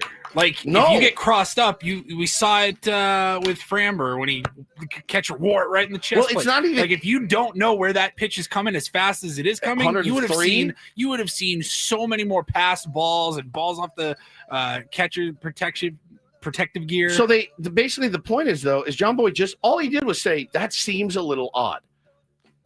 Buster Olney has lost his mind, and he's lost his mind for like 11 days in a row. All I saw was John Boy's like not apology, but like clarification. But he was like, Buster, I like you. I want to have a conversation, right. But I don't know. I didn't know what the context was. So that's what it's about. And look, catchers and pitchers, they could have told that as like a joke, or they were just busting balls, or like, yeah, I mean, he never knew how to locate till he got here and worked with me. Right. They took it. They ran with it. They ran with it on Sunday Night Baseball. So they questioned it, and he's lost his mind, man. So he addressed. That doesn't sound like John Boy was saying Buster made it up or anything. No. So he said, we talk about it on my podcast today. One of the guys at John Boy says, this has got to stop. It's been 11 days. He goes, easy. He can just own the fact that in this case, he didn't know what he was talking about. Suggesting the information was made up without actually talking to anyone was wrong. Accountability. People are in there going, dude, he's not trying to discredit you and Eduardo. They asked Aaron Boone. Aaron Boone agreed with them. And then he says he didn't present the full context to Boone, who I spoke with after the fact. He hid behind Boone's resume credibility in presenting his smell test. I talked to Boone. We'll see if John Boy asks him about this again. He has gone on and on and on. It's the need to be right. It's the need to be right. Instead of, he should have asked that question himself before he ran with this story on the air. Is this true? Did you just learn how to command the baseball after 15 years in the league? And he's lost his mind on John Boy. John Boy did an entire breakdown. It's long, but very, very funny and interesting. I'm going to watch that later. It's a weird beef, man. It's a weird beef. All right, finally, some do this. DD mega doo-doo. Yesterday, we played audio in this segment of Brian Kelly, 3-0 college football coach who showed you what not to do when dealing with the media and how he lost his cool and, his composure, essentially, trying to answer questions about his team's offense. Today, I'd like to present the other side of the equation. College football coach who is 1-2. His team is off to a poor start, a team that is used to success. He was also challenged by the media, and I love how Dabo Swinney defended himself and his program yesterday in front of the Clemson media. Here's what he had to say. Woods, have you heard this yet? I have not. I want to see what you have to say about this. If they want me gone, if they tired of winning, they can send me on their way, because that's all we've done is win. So if they tired of winning, we've won this league 8 out of the last 10 years. Is that not good? I'm just asking. Is that good? I don't know if that's good or not. To win your league 8 out of 10 years, to go to the playoffs 7 out of 10 years, be in 4 national championships, win it twice. Yeah, we're a little down right now. Take your shots, but I got a long memory, in case y'all don't know. We'll be all right. We'll bounce back. This is a program built to last. Always has been. Always will be. And I would just say, if you give up on us if you don't believe on us because we've lost 2 games down to the last straight and you didn't believe in us anyway, so it don't matter. You wasn't all in anyway. If you're all in, you burn the ships, man. There ain't no exit strategy. Like, you're freaking all in. And hey, listen, I mean, Clemson's tired of winning. They send me on my way, but I'm gonna go somewhere else and coach. I ain't going to the beach. Hell, I'm 55. I got a long way to go. Y'all gonna have to deal with me for a while. I got a long way to go. I'm just getting going. I'm just now good enough to be a head coach. I like Dabo Sweeney. I wish that Brian Kelly had delivered his speech in that accent. That would have made me much happier. Yeah, look, it always begs the question, right? Because if you're a Padres fan and what the Padres are going through right now, lack of offense, maybe starting pitching being a little bit suspect, because you complain about the team doesn't mean you're not a fan of the team. I've never liked somebody telling me I'm not all in because I'm feeling negative about the team, because I'm all in. I think that's fair. I don't like that. I think Dabo, though, makes a good point. They have gotten to the top of the mountain a couple times. Yeah, for sure. Won some national championships. They're a powerhouse blue blood type team. And they've off to a 1-2 start. Yep. But it probably is a little early to hit the panic button if you're a Clemson fan. Sure. Now, we've always been fans of this program because when in the very early days, Paulie reached out and looking like, hey, let's see if we can get some big time guests on. And I think we were all surprised when he reached out to Clemson and said, hey, any chance Dabo Sweeney wants to talk to some Southern California listeners, maybe do some recruiting in town? And close. Is that kind of what happened? We asked for Rocky Long, and they told us no. Well, it's true. From where? SDSU? Yeah. Oh, so we went and got Dabo Sweeney. We had had Orgeron after his national champ. We had multiple national championship winning coaches after their championships. Couldn't get. We didn't. Before we got Rocky. So I didn't particularly have a lot to say to him. I did want to know how he pronounced his name, though. It's Dabo, as in apple, Dabo, and I get all kind of pronunciations of that, and it's Sweeney, as in just like EE. So I have no idea, other than when you grow up in Alabama, that stuff like that happens. Dabo, like Sweeney. It's Dabo, as in apple. I love it. Dabo. What was your A in your alphabet? A, as in. What was your A? All girls, all the time. All the time. It's Dabo, like A, as in all girls, all the time. P as in pork. Petco pork. Petco pork. No, I don't know. I think, we've had that conversation with multiple managers, I think, since we've been covering the team. And I don't know, did they use it as a rallying cry? I don't know. But I think you can be a Clemson fan and be bummed that they're 1-2. I'm an Irish fan. I'm extremely bummed that they're 0-2. Ask me if I'm still all in. Are you all in? Yes. Do you want Marcus Freeman fired? No. Does he have anywhere near the resume that Dabo Sweeney does? No. No. Marcus Freeman, in my eyes, can do no wrong. Zero. I think Dabo's looking for a fan like you. But I'm still pissed. It's still okay. pissed they're 0-2. I think that's okay as well. But I'm still all in. He just thinks wholesale changes would be a mistake at this point. I agree with him. I agree with him. And I think we've talked to managers before, and there's probably some, if any Padres players are on social media, they see people tweeting, I wouldn't do that, number one. But number two, you'd probably be like, hey, we're going to the playoffs, relax. I don't know. I think there's legitimate concerns about this team, and I think it's okay as a fan to be concerned about your team. I don't think it means you think Mike Schild is an idiot or you hate this guy or that guy. I just think, I don't like being told you're negative, so you're not a fan. That doesn't make sense to me. And that is don't and do this for a Wednesday. DD mega doo-doo. That was Don't Do This with Ben and Woods on 97.3 The Fan. An extra DD mega doo-doo? Why not? Speaking of legitimate concerns, I have as in all girls all the time. There it is. I have a brand new concern about the San Diego Padres that I did not have 2 weeks ago. And I will. We can talk about that when we come back with more Ben and Woods on San Diego's #1 sports station, 97.3 The Fan. First, though, Woods and I want to remind you, wildfire season is here. And season and at SDG&E, their #1 priority is the safety of everybody in the region. But keeping us safe during wildfire season can be challenging with the extreme heat, the wind that kicks up.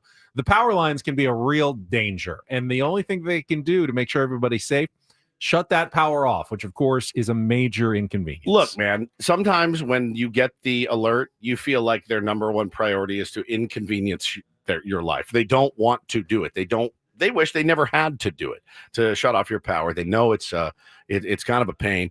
But listen, at the end of the day, they want to keep you and your family safe, your pets safe, all of that. So what they ask of you guys is to be prepared, have an emergency kit, have a plan, make sure that they, SDG&E, have your most up-to-date contact info should they need to reach out and let you know. You can sign up for those outage notifications at sdgne.com/notify or download the alerts by SDG&E app. You can be prepared, get things moving, clear out if you need to. Then they're going to let you know when it's back on. And remember, it's not some middle manager who goes, hey, I feel like turning the power off today. They rely on scientific data to determine when a public safety power shutoff is necessary, and they will keep us informed every step of the way, as many days in advance as possible, and then let you know as soon as the power is back on. But again, you need to put your information in there at sdgne.com/notify or download the alerts by SDG&E app.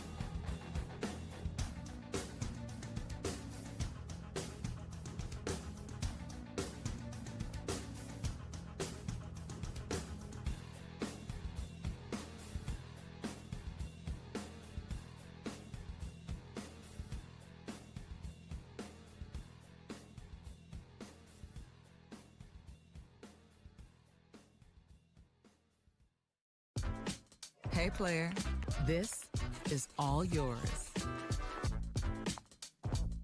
This room with this view. this speakeasy with this cocktail. Hey, could you make that too? The spa with this. Ah. And this pool on this roof. This is all for you. The all-new Hamul Casino Resort, now open.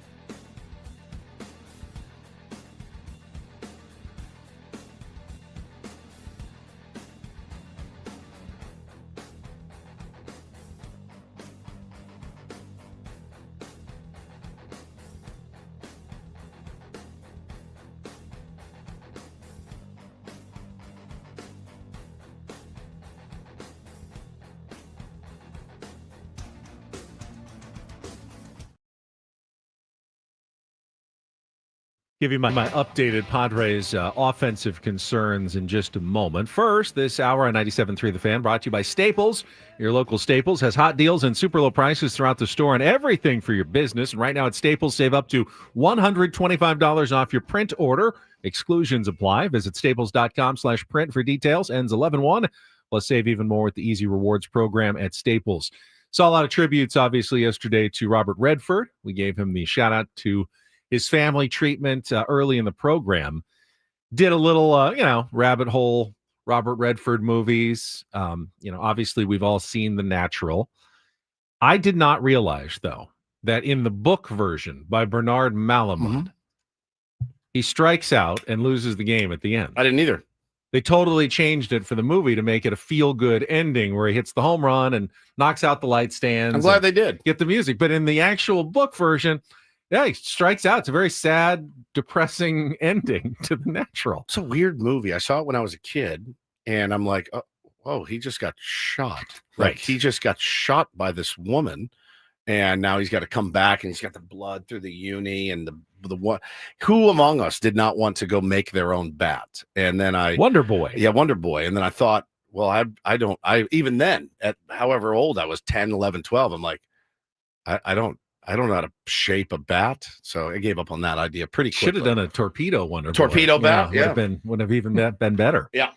But I did not realize that the book version that the movie was based on, though, the producers go, no, we're not going with the depressing, he strikes out and that's it, it's over ending, and they lose, and the team ends up going into the hands of the judge or whatever it was at the end. It's spoiler alert, Elisa says. Sorry about that. He does hit a home run. He does get shot. The movie's 100 years old. The Natural never really didn't moved me. It's not my favorite. It's not my favorite. Movie. Just growing up, I was born well after that movie came out, but just growing up and getting into baseball movies, it never stood out above movies like Field of Dreams. The ending is amazing, and the music Major League. The music's incredible at the end. Yeah, phenomenal. Great music. That would not have worked if he had struck out in the last. Correct. Correct. Yeah. So what was your point about The Natural? I just was surprised. I didn't realize it was based on a story in which he strikes out in the end. I thought you were going to say book. The offensive concerns don't remind you of The Natural. No. Ryan O'Hearn right now not reminding you of Roy Hobbs. Right. I had to have a discussion with my wife. She got home from work yesterday. She goes, hey, I was listening while I was driving in. You guys were talking about Robert Redford when he died. And it was good. You guys always have stories like that when somebody passes away. It's always good. But she goes, what were you guys talking about though? Like $1 million. Have you not seen Indecent Proposal? She goes, no. Watch it. So I had to explain it to her, and that was an interesting conversation. Yeah, watch it this weekend. It's a brilliant film. I broke it all down for her. So she won't watch it. Yeah, she's not gonna. I was like, you're not going to watch it. So anyways, here's what happens. This guy, they're in Vegas, and this baller presents him with this offer. Yeah.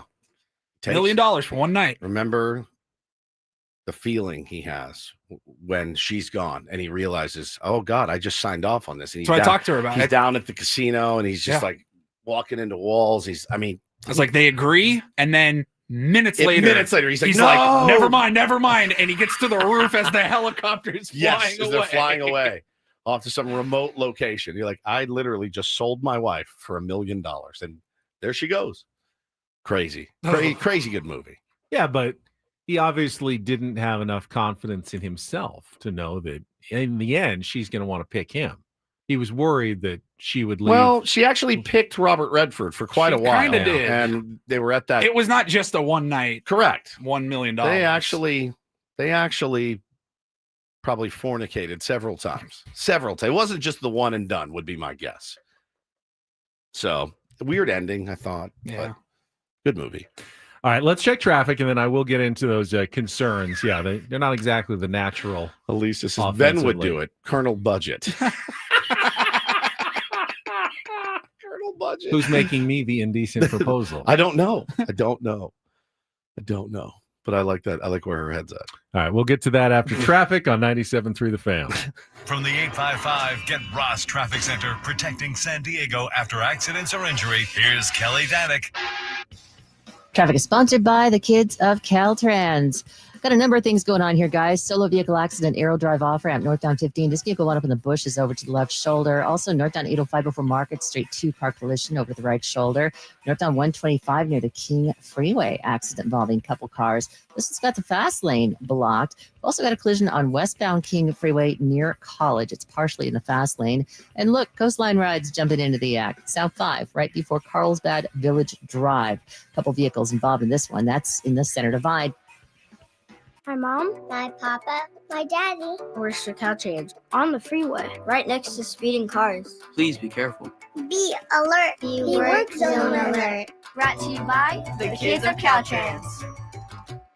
I will say that I'm not panicked about the Padres offense. I've seen better signs lately.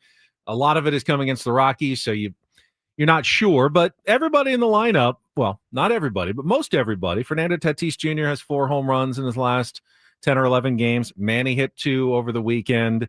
Obviously, Jackson Merrill's red hot. Jake's gone deep. We saw Freddie Fermin even go deep yesterday. Gavin Sheets has cooled off a little bit, but he had a home run and a couple of good games about 8 or 9 games ago. Big double. Big double over the weekend. The 2 guys who have really cooled off badly. One, you're sure, you know, because it's been a while. Ryan O'Hearn's been struggling. Yeah. And now Ramon Laureano has cooled off as well. The 2, and I got this from Kevin Acey's newsletter this morning, but the 2, Ryan O'Hearn and Ramon Laureano, your big pickups offensively from the Orioles at the trade deadline, are batting 108 with a 326 OPS over the past 9 games. That's 3 for 31 for O'Hearn, 4 for 34 for Ramon Laureano. Laureano was single-handedly carrying the Padres offense for a while. Yeah, legitimately. He's completely cooled off. Now, you told me when I mentioned that during the break, you're not worried about Ramon Laureano. Not either of them. Ryan O'Hearn. Not even a little bit. No. Not a bit? Well, I mean, then, again, I think Ryan O'Hearn's been massively mishandled since he got here. Sure. And that might have screwed with him a little bit, but Laureano has given you great defense out and left. And so is O'Hearn at first. And you've seen what he can do with the bat. I'm not worried. All right, Everybody well, goes through a cool. If you're not worried about those guys, are you worried about the Padres offense at all? Then? Yeah, because they can't score more than 2 runs. But if those guys get going, with Jackson Merrill hitting they still weren't scoring 2 or 3 runs a game when they were going. But if those guys get going, the way Jackson Merrill is swinging it, Jake's still putting together good at-bats. Tatis, again, 4 home runs the last 10 games. Manny showed signs of coming out of the last day. Solo That's home runs. a really Not doing anything. But they won't be if those 2 guys get going.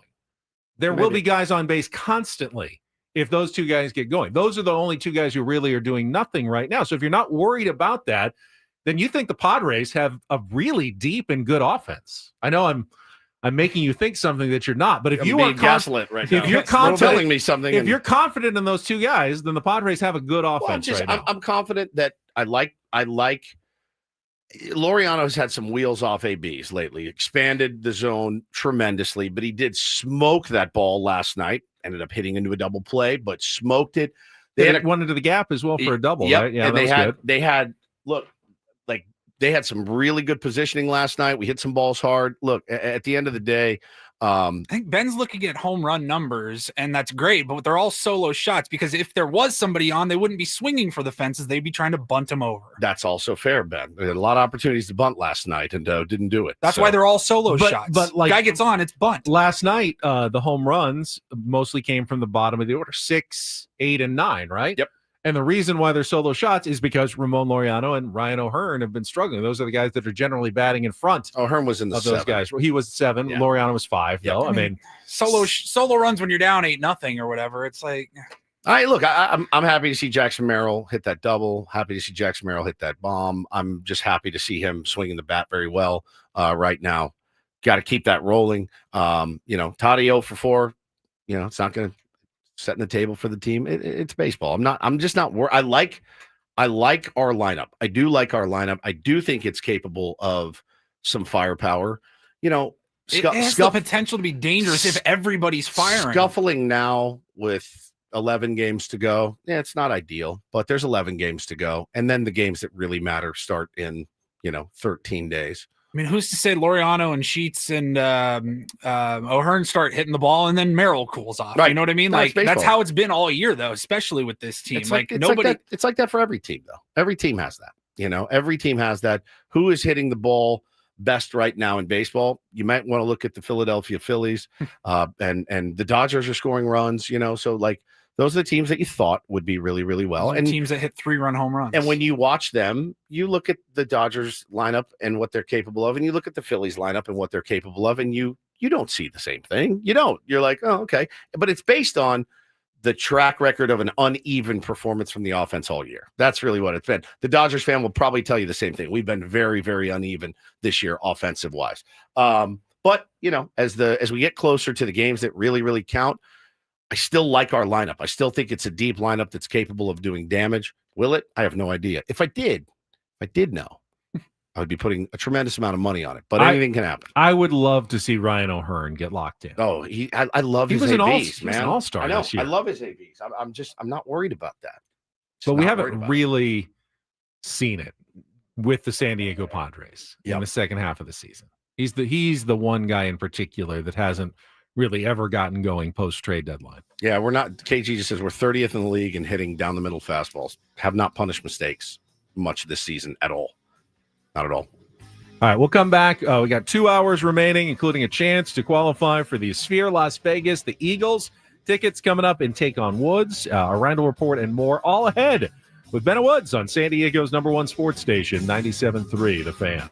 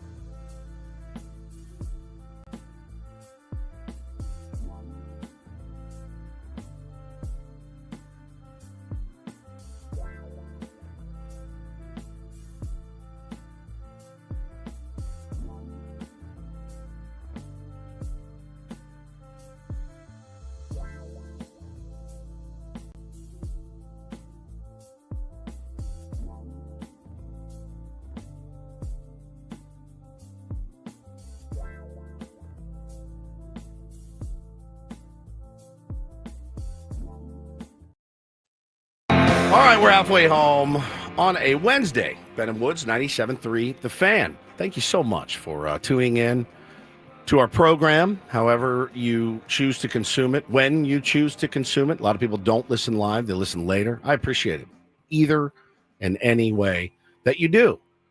We want to be inside of you, and how you choose to let us. All the time. Actually, just 4 hours a day.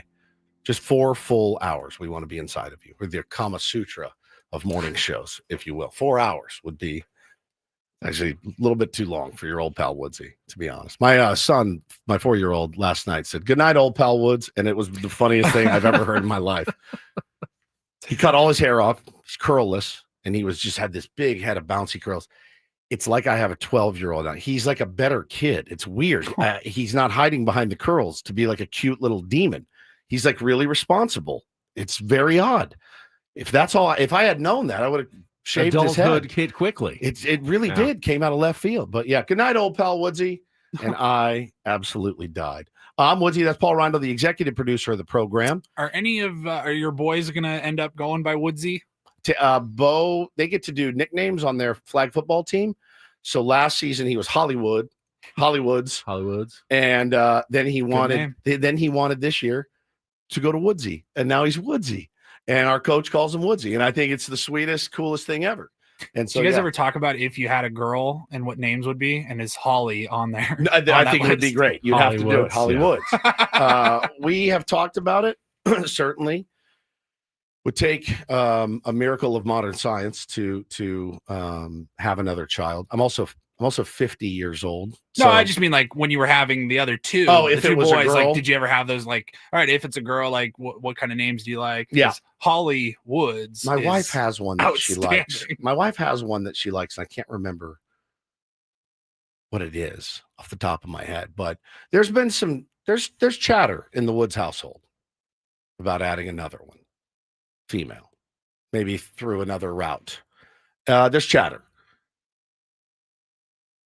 Days I'm up for it, days I'm not. Right? No, it's not too late. No, it's not too late, certainly. Didn't like Robert De Niro just have a kid? Yeah, he's like 86. Or Al Pacino. She's like, "Cool, Dad. Thanks for the 3 years." You know, Al Pacino, yeah, like, awesome. Really gonna get to know you here, bud. I never really knew my dad. Oh, did he die young? No, he actually died old as hell. He lived to 89. I was just born when he was 86. So yeah, there's chatter. You know, there's chatter amongst us from time to time, and I look around the house and I go, "All right, well, so much would have to change. I mean, you have to get 2 new cars immediately. You have to figure out, are my kids sharing a room now? Because if it's a girl, you know, she's not going to share a room with her brothers or one of her brothers. She's going to have her own room. Would I be a good girl dad? I don't know. I told Hannah the other day, I think I got what I needed. I think I'm better suited for boys. And so I'm just not sure. But there's chatter. She gets in these phases where she's like, "Oh, thank God we don't have any more kids." Then she'll come home weepy that she wants another child. I think you would be, unfortunately, overly protective as a girl dad. I'm pretty protective of my boys. I know, and I think it might go to the extremes, like too far. Could be. In terms of being a girl dad. Like, you'd be the one who intimidates everybody who comes over. I do that already with my boys, right? And I think it would be worse So it'd be like with a girl. tenfold, yeah. Yeah. I mean, look, I probably shouldn't tell this story on the air, but I will. There was a kid that was messing with Bo in preschool. I won't say his name, but he was really mean to him. And Bo would come home upset. So I went to pick Bo up from school. The kid's probably 3 years old at the time, 4 years old. I walked up to him. I said, "Hey, blank, what's your name?" And he told me his name, and I said, "I'm Bo's dad." And I stuck my hand out, and he grabbed my hand, and I squeezed it. And I didn't squeeze it lightly. And I looked him in the eye. I said, "It's nice to meet you. I'm Bo's dad." And I stared at him. He's a 3-year-old kid, Staring 4-year-old. Yeah, daggers. staring daggers through him. Like, That's somewhat problematic. a little bit. Yeah. A little bit. But you don't mess with my guy, dude. You just don't. So that's kind of where I fall on that. So You maybe didn't say anything other than introduce yourself. No, I wasn't like, "I'll kill you, you little turd." You made I him looked at him. aware I that looked you existed. I'm Bo's dad, and I gave him about this hard. Let me see your hand.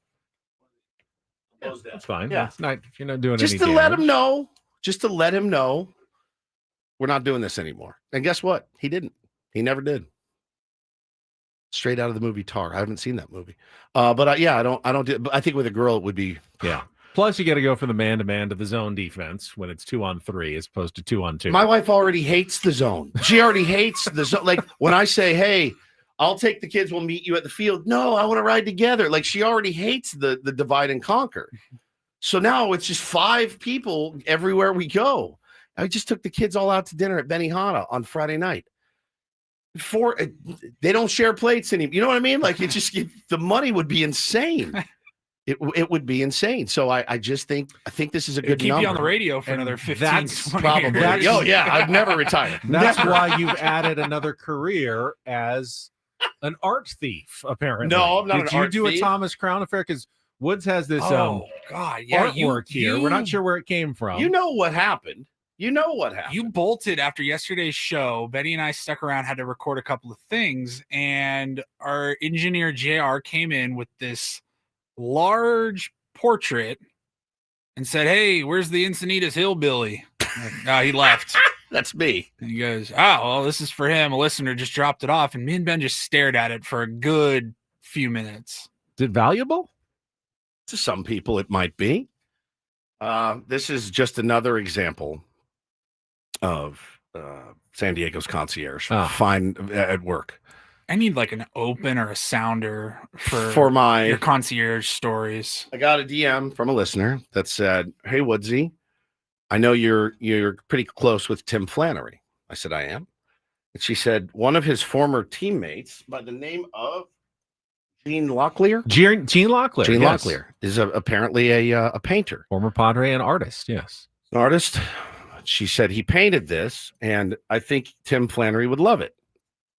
I said, "Oh, that's really cool." She said, "Can you deliver it to Tim Flannery?" And I said, "Sure. No problem. That's what I'm here for." So here's the painting, and I'll hold it up. It's really nice. It's an original. It's a drawing. It's a drawing, yeah. Is that like it's a pencil or a charcoal? Charcoal. Maybe drawing, yeah. It's a little kid, a little Native American boy with a knife. And so I will be figuring out now how to coordinate to get this painting to Tim Flannery. Let's see. According to AI, the value of Gene Locklear art varies significantly. Auction results ranging from approximately $150 to $462 for smaller works to over $30,000 for some of his original paintings. Framed original works like the Kumeyaay people for $20,000. That could be a $20,000. That could be a $20,000 piece of art right there. Ma'am who dropped it off, I'm sorry. I couldn't find Flan. I'm going to keep it in my home. I have now a piece of art potentially worth $20,000. It's it's really well done. But now I have to coordinate. Now here's the wrinkle. You ready for the wrinkle? My wife, it's her birthday week, as you know, and that's a thing. She has a different lunch planned with one of her friends each day this week. Just so happens tomorrow's lunch is with Ginny Flannery, who is the daughter of Tim Flannery. I see where you're going with so this. San Diego's concierge now gets to pass it off to Mrs. Concierge to deliver it at lunch tomorrow. I don't know And then that you can impose on her, though, during her birthday celebration. And then I wash my hands of it. I think you have to deliver it yourself. I don't know where Flan lives. Ginny does. My other alternative is driving by Ginny's house, leaving it on the front porch with a note. Give this to your dad. If you wander around Lucadia long enough, you'll see Tim Flannery. I know. I see him all the time, but like, I don't want to, as he's walking his dog, Flan, I got a painting for Gene Locklear. He's like, what? You just walk around with it. Flan. I know. So I now have the pleasure of delivering this to the great Tim Flannery, who is just one of my favorite Is he expecting people. it? I don't know that he is. I think this is going to be a surprise for him. Okay. And it look, knowing Flan like I do, it's right up his alley. He has like a cabin in the woods. This is perfect for his cabin. Maybe he can pen a song about that painting. He could. It's very artistic Padres in the past. Yeah, very much so. Very much Dylan so. Cease is somewhat artistic I as saw well. Dylan Cease the other day. You know, this made me laugh, and I wanted to get your guys' opinion on it. You know, when the boys hit the road, they go on the road trip. Still think it's one of the best. I look forward to it still when I see them coming out in their outfits. I think it's cool. I've always thought those pictures were cool. Guys are about to get on the bus, to go get on the plane, to go to New York. Dylan Cease is walking out of the tunnel He's talking to somebody next to him, maybe Ryan O'Hearn or somebody, I don't know. Under his arm, he has the board game Monopoly. Did you see this? Yes. No. And I Cracked went, me up. I go, wait a minute. You guys play Monopoly? I got to ask Schulte. She won't tell me. He's not going to tell me what goes on the plane. If I see Dylan again, I'm going to ask him, you play Monopoly on the plane? Oh, Who plays with I've you? heard about this because ball players play Monopoly With real money. but they use real money. BS. Do they? I made that up. Oh, that would be so cool if they did. So cool. Yeah, you owe me rent. Literally like $2,700 for board you had on Park Place. So yeah, they walked out. It has to be a thing somewhere that rich people, like extremely rich people, have done. Ooh, that's a Let's good play bit. Monopoly, Real but we're money. playing with real cash. Yeah, real, Like you real bring money. a briefcase of cash, and then you play Monopoly with real money. Schult's like, yeah, you just sank my battleship, boy. I mean, what are they doing on these planes? Monopoly. That's wholesome. It's very wholesome. Yeah. So that's my latest endeavor in the life of San What Diego's board concierge. games did you play growing up? I played Monopoly. I played. I never finished a game of Monopoly. I don't think Very I have rarely, either. at least. I played a lot of Uno card game. Uno card I played game. a lot of Uno. Played a lot of Yahtzee. Did you ever play Candyland. Risk? I played Risk. Did not like Risk. Risk was for nerds. in Yeah, my I opinion. was a little nerdy. I did not like that. Candyland. Candyland Battleship good. was elite. Battleship, definitely played Battleship. Yep. I got Shoots older. and Ladders is. I got into like high school and big, college, and yeah. I would have friends that would play Settlers of Catan. We Never got played into that. one. What is that? When I got a little older, yeah, we did. We What did is that? Never got Settlers of into it. Catan. It's a little more Risk, like kind of a nerdy. Like Dungeons and Dragons? No, No, it's more more like about Risk. getting resources together and expanding your territory and building in a land and Oh, the I like ships. I and like the game of life. farming. I really like the game life. of life. Oh, we played life with the little pegs in the cars Yes. and the spinning the wheels. Always fun to spin a wheel. Always fun to spin a wheel. Yeah. Fantastic. Loved that. I never knew whether to get married or not when I went early in the because you had the choice Save that. in the game of life, right? Yep. And you had the choice whether to have kids or not. Yep. You just go single and you race through the game and you wouldn't have to pay nearly as much because it was true. costly to get married and to have kids. But then later on you could, which is weird, at the end of the game, you could trade your wife and kids Yeah. for like money at the end. Yeah. It's not how it really works in life, I don't think. Did you like Clue? Yeah, I like some Clue. I liked Clue. I thought it was pretty good. Yeah. People in the chat, Mousetrap was terrible. I just Mousetrap played was it. I awful. just played it in Hawaii. It's not great. Shut Hungry up. Mazone. Hungry Hippos was good. Fantastic. got out of control. It did. Operation was tough. Not bad. It's tough. It made me nervous. I have a shaky That's hand. supposed to make you nervous. I know, but I had a very shaky hand with it. Very, very shaky hand. So I didn't particularly like that. The rubber band, that was always the easier one. Trouble. I did Trouble. Yeah. What was Trouble? It had a little That was the one that had a little bubble? pop bubble. The pop bubble. Yeah, Yeah, pop I remember bubble. that. I don't like totally that. remember all the rules, but Twister. Yep, played that. Hated it. we used to have one of those. I loved playing it. Twister was fun when you're like at a co-ed middle school. Oh party. yeah, sure. I Much don't. different. I don't remember what it was, but the name at least. But it was a big board with marbles, and you'd have to jump over the marble, and like you try to remove every marble. Every marble. Yeah, and Was I that? don't That remember wasn't what it was Chinese called. checkers, was it? I don't think so. Sounds like Chinese checkers. But you it didn't does. play against anyone. You're just playing against yourself Oh, to try to yeah. remove all the marbles. Stratego. Oh, I played a lot of Stratego. Save that. I played a lot of Trivial Pursuit. I really liked Trivial Pursuit. Very much so. I would read the cards. I would just sit and read the cards. But the pink category, arts and entertainment, they had like no chance. Did you It was play a all lot? movies in the 40s? I know and it's stuff. true. There was Did no you play chance. a lot of Pusoy? Never played Pusoy. How old were you when you first played Pusoy? 20? 21? The card game, you're saying? Just Pusoy. Yeah. Yeah. It's the game that Jock Peterson brought into the Giants clubhouse. It just ruined. He everything. ruined it, and they got mad because he was bringing Pusoy into the clubhouse, and everybody knows the rule: no Pusoy allowed in the clubhouse. So I'm just asking you, how old were you when you very first played Pusoy? Right. It's a simple question. I was an adult. I was just looking for a number: I was just an 19, adult. 20, It's an adult 20. What's an game. adult game? It's an adult game. I Yeah, was an not for adult. kids. Yeah. Not for kids. I'm looking at a bunch of. Pusoy was the downfall of many, many, many men. I had to like look up some of the like more classic board games because like I know I'm forgetting some. Didn't like Jenga. Gave me too much anxiety. Hated Jenga. Still hate Jenga. Jenga sucks. It's loud. And Giant Jenga. Yeah. Oh, really cool. I'm sucks. at a bar. Let's play Jenga. Pictionary was never my favorite. I could hated not it. draw. I did not like Pictionary. Hated it. Said Clue. That was good. Yeah, Pictionary. Don't Break the Ice is a brilliant game. Like Which one's that one? It's like I think it's fairly new, but you have to build like this ice. There's like these ice blocks, and you I don't exactly remember how it works, but I remember Bo had it. Now it's loud too. When the ice breaks, it's just very loud. Oh, Sorry. Sorry was great. Yeah, Sorry was great. It's kind of nerdy. I like Scrabble. Yeah. I still play Scrabble. Yes, love Scrabble. Scrabble's good. It's a good one. You played with your buddy I like do. a year ago on a golf trip. Oh yeah, absolutely. No Pusoy on that Scrabble. trip. Just Scrabble. Scrabble. All right, Yahtzee. go to break. Yahtzee's genius. Genius. All right, we need a contestant for Take on Woods. Your chance to qualify for the trip to Las Vegas and the tickets to see the Eagles at the Sphere. 833-288-0973. We'll pick a contestant, come back head-to-head against Woods. 5 questions of musical trivia, and your opportunity to become qualifier number 4 here in the month of September for the Las Vegas trip and the Sphere tickets to see the Eagles. That's coming up next after traffic with Ben and Woods on San Diego's #1 sports station, 97.3 The Fan. Well, if you're trapped in a high-rate mortgage, it's kind of like playing Monopoly. You know, you have to make moves. You're watching your hard-earned money vanish off the board every single month. Stop right now at Loan Pronto, delivering the lowest mortgage rates in 3 years with their rate reduction home loan program. It's streamlined. It's a low-cost way to slash your house payments by hundreds of dollars a month.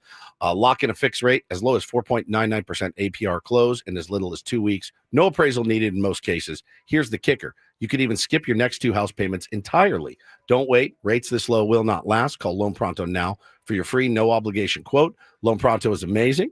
Lower payments, more money in your pocket, and a fresh start with a better mortgage. 619-207-4336 or go to loanpronto.com to lock in that new low rate. Skip those next 2 payments. Don't let those high rates hold you back. 619-207-4336 or go to loanpronto.com right now. Equal housing lender, NMLS 1661781. Subject to lender approval, NMLSconsumeraccess.org.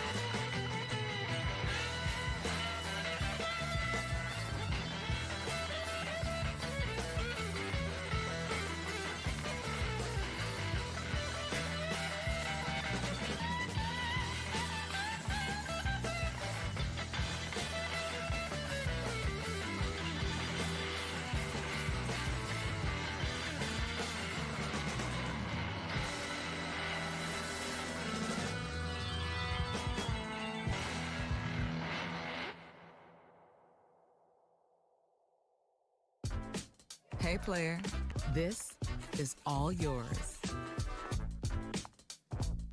This room with this view. This speakeasy with this cocktail. Hey, could you make that too? The spa with this. Ah. And this pool on this roof. This is all for you. The all-new Hamul Casino Resort, now open.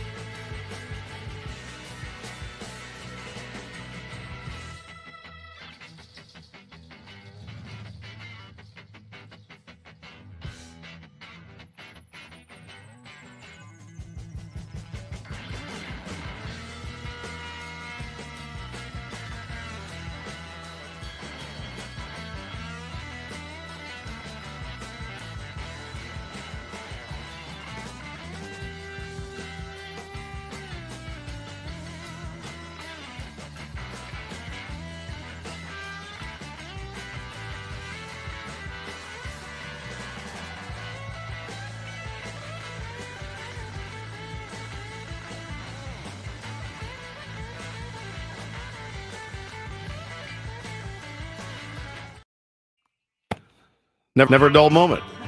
In the old 97.3 fan chat. Man, I was feeling pretty good about myself until Luis Anguiano is He's weighed going in. through it right now. He's really He's a going very through it. angry man right now.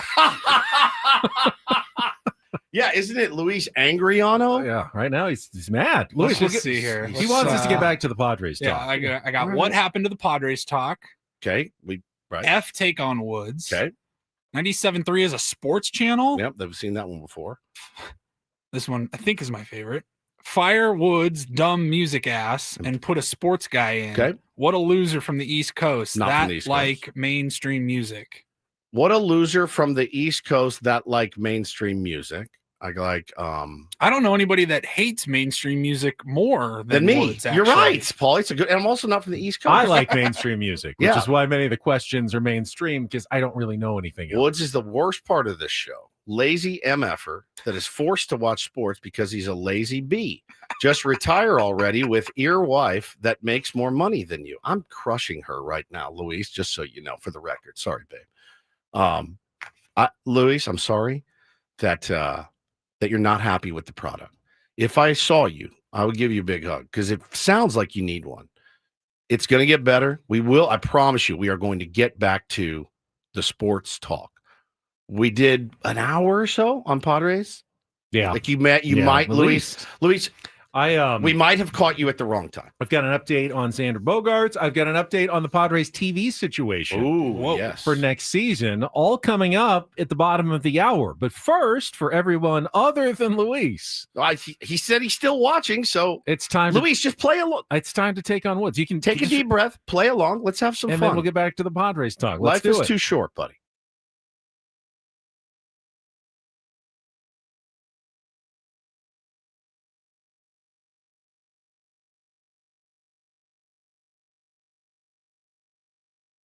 Take on Woods, brought to you by Bay Alarm, security and fire alarms for every business. We got you. And I believe you said it was Matt.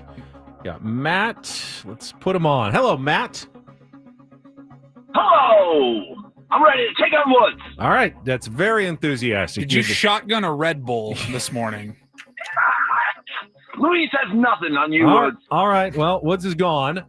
You get to go first. 5 questions of musical trivia. Woods goes second. If you beat or tie him, we will put you into the drawing. You can be number 4 for our grand prize this month, and it is a good one. Tickets to see the Eagles at the Sphere Las Vegas on January 30th, a 2-night stay at the Venetian Resort, a Vibey VIP package, and a $100 gas card. Check out all the Eagles residency. Tickets available now at Ticketmaster.com. You get to pick our category, Matt. Here are your choices. We've got the mystery category. That's a 2-second song, 1-word title. It'll appear in all the other answers. We've got an eye for an eye, all 2-second songs with the song title ending the word eyes. And we've got our new category, born and bred, 5 song titles who begin with the word born. So the mystery category, an eye for an eye, or born and bred. Matt, what'll it be? Let's see, born and bred. Born and bred. Okay, today we are looking for 5 songs whose titles all begin with the word born. You'll have 60 seconds to get as many as you can. If you don't know one, you can pass. We'll come back to it if there's time remaining on the clock. First question's the 2-second song. Paulie is getting it ready now. You need to identify both the song title and the artist to score that point. You're first, then Woods. We'll see how you do and if you can make it all the way to Las Vegas. Matt, are you ready to play? I'm ready. All right, 60 seconds on the clock. The category is born and bred. Your time begins when Paul plays the music. Good luck, Matt. Let's take on Woods. Born to Run, Bruce Springsteen. Correct. Which Steppenwolf classic became an iconic anthem for motorcyclists? Correct. Comedians Cheech and Chong released which 1985 parody song about their humble origins that later turned into a movie of the same name? Pass. John Fogerty never lived or spent much time in Louisiana, but that didn't stop CCR from releasing. Correct. Bon Jovi sings I Was Made to Be Your Man, in which single from their 1988 New Jersey album that reached number 3 on the Billboard charts? Born to Be My Baby. Correct. Comedians Cheech and Chong released which 1985 parody song about their humble origins that later turned into a movie of the same name? Born in East LA. That is a 5 for 5. Woo. Matt, your enthusiasm has paid off because you are number 4 into the drawing for Las Vegas. Nothing Woods can do about it other than play the game and see if he can at least avoid the outright loss. Stay on the line, Matt. Paulie will get all your information at the end of the game during the break. All right, let's welcome Woods back in, see how he does. Mainstream music, Woods, putting his headphones back on. East Coast ass, music dumbass. Hey, how you doing? Fat idiot. All right, 60. Hey, he didn't say fat, Paulie. Oh, crap. You Sorry. said that. Paul, Jesus. just adding insults now. A-hole. All right, 60 seconds on the clock. Woods, your time begins when Paul plays the music. Good luck. Let's take on Matt. Oh, it's Born to Run, Bruce Springsteen. Correct. Which Steppenwolf classic became an iconic anthem for motorcyclists after being featured Born to be Wild. Correct. Comedians Cheech and Chong released which 1985 parody song about their humble origins that later turned into a movie of the same name? Pass. John Fogerty never lived or spent much time in Louisiana, but that didn't stop. Born on the Bayou. Correct. Bon Jovi sings I Was Made to Be Your Man, in which single from their 1988 New Jersey album that reached number 3 on the Billboard charts? I feel like I really should know this, being from the East Coast. Right. Born. Jersey roots. Come on, you can do this. Get back to your Jersey roots.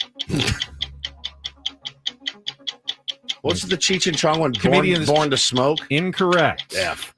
The Bon Jovi song is Born. You've already lost. Born so it to doesn't really Taint. matter at this point. It's Born to Be My Baby, and it's Born in East LA. But Matt, Born in East LA. I know it's a takeoff of Born in the USA. I didn't want to put 2 Springsteens in, but the category was Born and Bred. Damn it, Matt. Oh, he already won 5 for 5. He is in for Las Vegas, the Eagles at the Sphere. Congratulations, Matt. If you don't know a lot of musical trivia, tomorrow you have an opportunity to play real or fake, on a Thursday and qualify for the same prize. How many did he get? He got all 5. Yeah. He got it. He had to come back to born one or in two East of them. LA, but he got the other 4 right away. So Amazing. All right, we'll come back. Padres got an update on the TV situation from Rob Manfred for next season, and an update on Xander Bogaerts and the injury. All coming up next year with Ben and Woods on San Diego's #1 sports station, 97.3 The Fan. First, though, Woods and I are going to talk a little responsibility for you out there who have not put together your estate documents. When I say estate documents, I mean a trust or a will to take care of your family when you're gone. Yeah, what are you waiting for, my friends? It took me about 25, 30 minutes, like we'd say, a couple innings during a baseball game. Now, I did it over the holidays. There was no baseball on, but it's about how long it takes. Go to trustandwill.com, use the code radio20 when you check out, and you can make sure that your family is taken care of after you depart this mortal coil. A will is the simple way. If you want to bequeath some possessions to your family, you can do that. You can name guardians for your kids, but a trust is how you can help your family avoid probate court, which ties up your assets for months or longer in an expensive process involving lots of lawyers. And if you have a trust, they can have access to your funds usually right away after you're gone. So much better and so simple to do. Just go to trustandwill.com, answer some simple questions, get your forms, and make sure you use the code radio20 at checkout for that discount at trustandwill.com.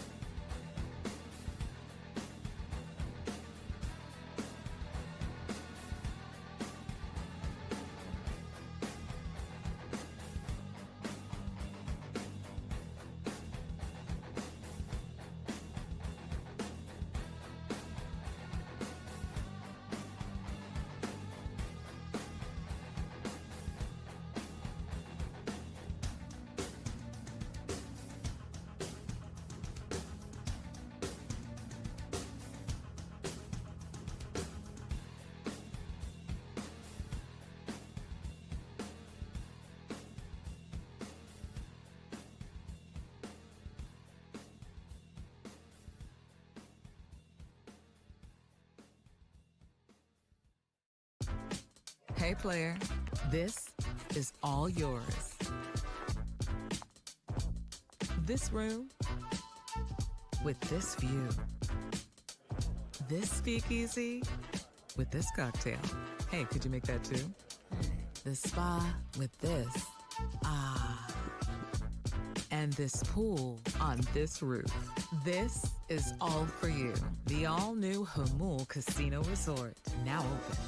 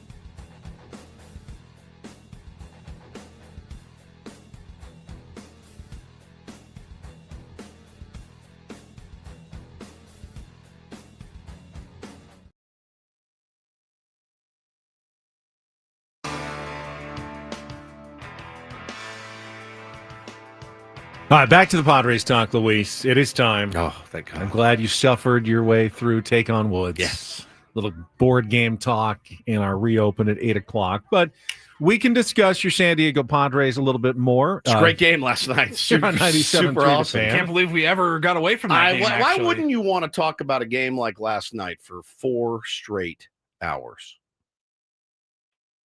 It was excruciating, is what it was. It was an excruciating game to watch. I was talking to somebody last night. They said, I was listening to a couple of shows back. I'm catching up, and I'm a huge sports fan, but I actually just love your guys' banter. All the time. Your random stuff. Like, you guys are great. I'm like, yeah, I get that every once in a while. He's like, yeah, I don't know. When Padres lose, kind of sucks to just focus on that for 4 hours. Grind on. Well, it. somebody gets it. I was like, yeah, tomorrow after an 8-3 loss, it's probably going to be pretty loose tomorrow. Yeah, you got to flush it. Move on. Go get them tonight. Paulie said it, I think it was actually before the show, that you thought for a second when Michael King started the game, gave up 4 straight singles, but then got the double play, the home to first. All right, he gets out of this inning, one run, elite. Stabilize himself, and then turn in a nice little Michael King-esque performance. Was it Jeff McNeil? Jeff McNeil hits the double. God, he bothers me. And then Brett Beatty hits the 2-run homer. It's 5-0. And at that point, that was really game. The rest of the game was 3-3 the rest of the way for both teams. But in hindsight, had he got out of the jam, yes, the game would have been a lot closer, but I don't think Michael King figures it out necessarily. No, he didn't have it. He just didn't have it yesterday. Yeah, they were all over him. Though I will say this, there is something to be said for having a really rough start, and you get a big double play, and then you K the next guy up. Who's to say? Who's to say he doesn't go out there and figure it out? But again, he was leaving pitches middle. They were, I mean, when Cedric Mullins, who was hitting 136 in the month of September, comes up to the plate and you leave one down the middle for him and he hits it out, it's probably just not your night. He has 17 home runs. Yeah, but he's been just two with the Mets. But yeah. Maybe he'll get going just when Ryan O'Hearn gets going for the Padres. Both of those guys have struggled a little bit since leaving the Baltimore Orioles at the trade deadline. But I think one thing that gives me a little bit of comfort, and tell me if you guys agree, we all think that Michael King is still a good pitcher. Yes. I'm not giving up on Michael King. We're not going, oh, turns out Michael King isn't as good as we thought he was.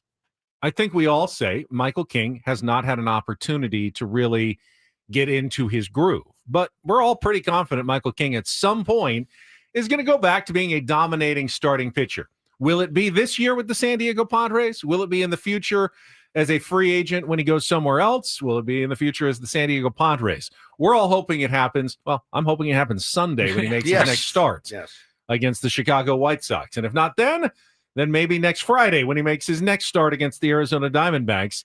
And if not then, certainly when he takes the mound in the playoffs, if he gets that opportunity for the Padres. But I'm not counting on I know he's never really done it on the big league level, but if he could just figure it out. No, it's not his next start will be okay. It's not that. You know he's got dominant baseball in him. That we've seen so much of it over the last 2 years that it's in there. I hated the start of the game, if I'm being honest, not his start. I hated our start of the game. And I don't like the Mets are a team, Ben, they are reeling right now. They had a day off. Did they? Yeah, they had a day off. We had a day off, correct? You had a day off. Yeah. So we come back, 2 days off for Manny. Guys are getting their heads right. They're in New York, bright lights. They're on national TV last night. My dad texted me they were on TBS, I think, or TNT, one of the two. I think TBS. And he's like, oh, cool. I'll be able to watch the Pods tonight. And I, about 10 minutes later, was like, all right, well, you can probably turn that off now. You come out, it's Clay Holmes. He has scuffled. And you hit a weak rollover on the first pitch of the game to shortstop. I saw some people in the chat earlier saying, can't believe to hate when he swings at the first pitch. I don't mind an ambush on a good pitch to hit. That was not a good pitch to hit, and he drove it right into the ground. Like, I love an ambush. I have no problem with that. I believe, maybe the only one you see. Career-wise, Tatis is better on the first pitch than any other pitch in an at-bat. I also know that he has done a much better job of controlling the strike zone this year. Yep. Both of those things are true.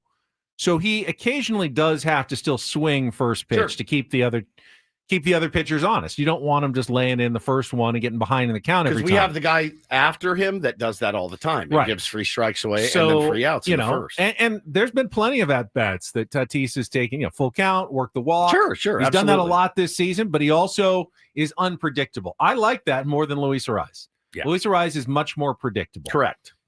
Tatis is unpredictable. Then Ariz comes up, strikes out, which is just is rare, super rare. You're like, all right, well, I mean, it was over. What did he throw in the first inning? How many Probably pitches? Like 8 or 9. Yeah, maybe. And now they're out there, and Michael King comes out, serves it up, single, homer, and it's just like, all right, dude. After a day off, you expect your team, especially with 12 games left, you expect a little more juice to them. Who didn't have juice? I don't subscribe to I mean, what you're saying is Tatis swung at a pitch he shouldn't have swung at. That's not your team not having juice. That's him looking and thinking a fastball and gets a sinker. And that's not a bad decision necessarily by Tatis or any indication of a lack of preparation. Ariz, he did what he always does, gets to 2 strikes. He swung at a curveball in the dirt or a slider in the dirt that he misread. And then Manny worked 2 strikes again and ended up popping out, trying to make contact. As for the offense, it's Michael King. He's trying to get ahead, throw strikes. They're just hitting him. I don't know if it's a lack of juice necessarily that's the problem there. Yeah, I expected better in a game with major importance, right? And again, the Dodgers coming back and losing last night. They just can't get over this hump, and it's almost like they've resigned themselves to it's fine. We're a wild card team, and maybe they are. I heard Darren Smith talking about this on the podcast he does yesterday, and he said something to the effect of, "Look, it wouldn't surprise me if they don't go balls to the wall, if they're just I don't want to say going through the motions, but they know they're in. And when you know you're in, it may change your mentality a little bit. They're not fighting for their lives. We had this discussion last week. The Mets are. The Padres might be better served. They may be not going all out to chase down the Dodgers. The Dodgers certainly aren't going all out. Well, the Dodgers are giving you about 20 different opportunities to chase and take the honestly division. And if you had beaten and you didn't take advantage of it, if you had beaten some middling teams, you'd be in first place right now. Maybe comfortably, yeah. Right, fairly comfortably if you had handled business.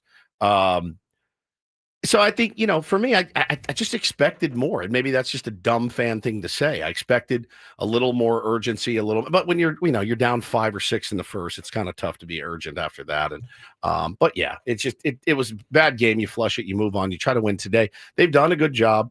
I don't know what the recent numbers say, but to about maybe 3-4 weeks ago, they've done a good job at dropping that first game, winning those next 2, make it a little bit harder on themselves. They're not really good in game ones of series to this point this season. So they have done it. I still have faith that they can do it. But again, you're talking about a team that is hunting, right now. They are absolutely hunting and grinding for every scrap they can get, and that's the New York Mets. It's a dangerous team. It's a dangerous team. Anytime that team is... You look at the lineup and you go, how have you guys lost 8 in a row? Not even the Mets specifically, but when you're going up against the team that has everything to lose and you're kind of coasting, that's a recipe for an L. Yeah, for sure. Bad take in the chat. Margie, I'm sorry. Horrible chat. Said, Ben, call it out. Musgrove should have shut his season down earlier last year. Now he's hurting the team with the playoffs coming up. Joe Musgrove was extremely effective in the second half last year. Had a 1.66 ERA in August. Yeah. Had a 2.51 ERA in September, and pitched 3 2/3 innings of 1-run baseball in the playoffs. Yeah. Before his ligament snapped in his arm and he needed surgery. Why would you have shut him down at any point last season? Plus, even if you had shut him down, he still would not have been available probably most of this year. Maybe he'd be thinking about coming back in September if he had shut down a couple of months earlier, but you can't predict any of that. There's no way they should have or would have shut down Joe Musgrove. And by the way, you were trying to win a World Series last year, and you were on the way, and Joe Musgrove certainly helped. Yeah, no, that's a bad take. Sorry. Update from Luis Woods. God bless you and your family. I'm just a troll. Thank you for the entertainment. You're very welcome, Mike. All right, let's check God bless traffic. you I'll as give you the update on Xander Bogaerts and the Padres TV situation from Rob Manfred coming up next year on 97.3 The Fan. From the 855 Get Ross Traffic Center, protecting San Diego after accidents or injury, here's Kelly Danick. Traffic is brought to you by the California Office of Traffic Safety and Caltrans.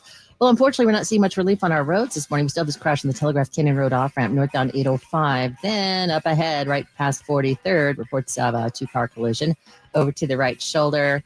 Westbound 8 before Lake Murray, collision involving a couple cars. That's in the center divide. Also an accident on the coastline. Southbound 5, right around Carlsbad Village Drive. Those vehicles are over to the right shoulder.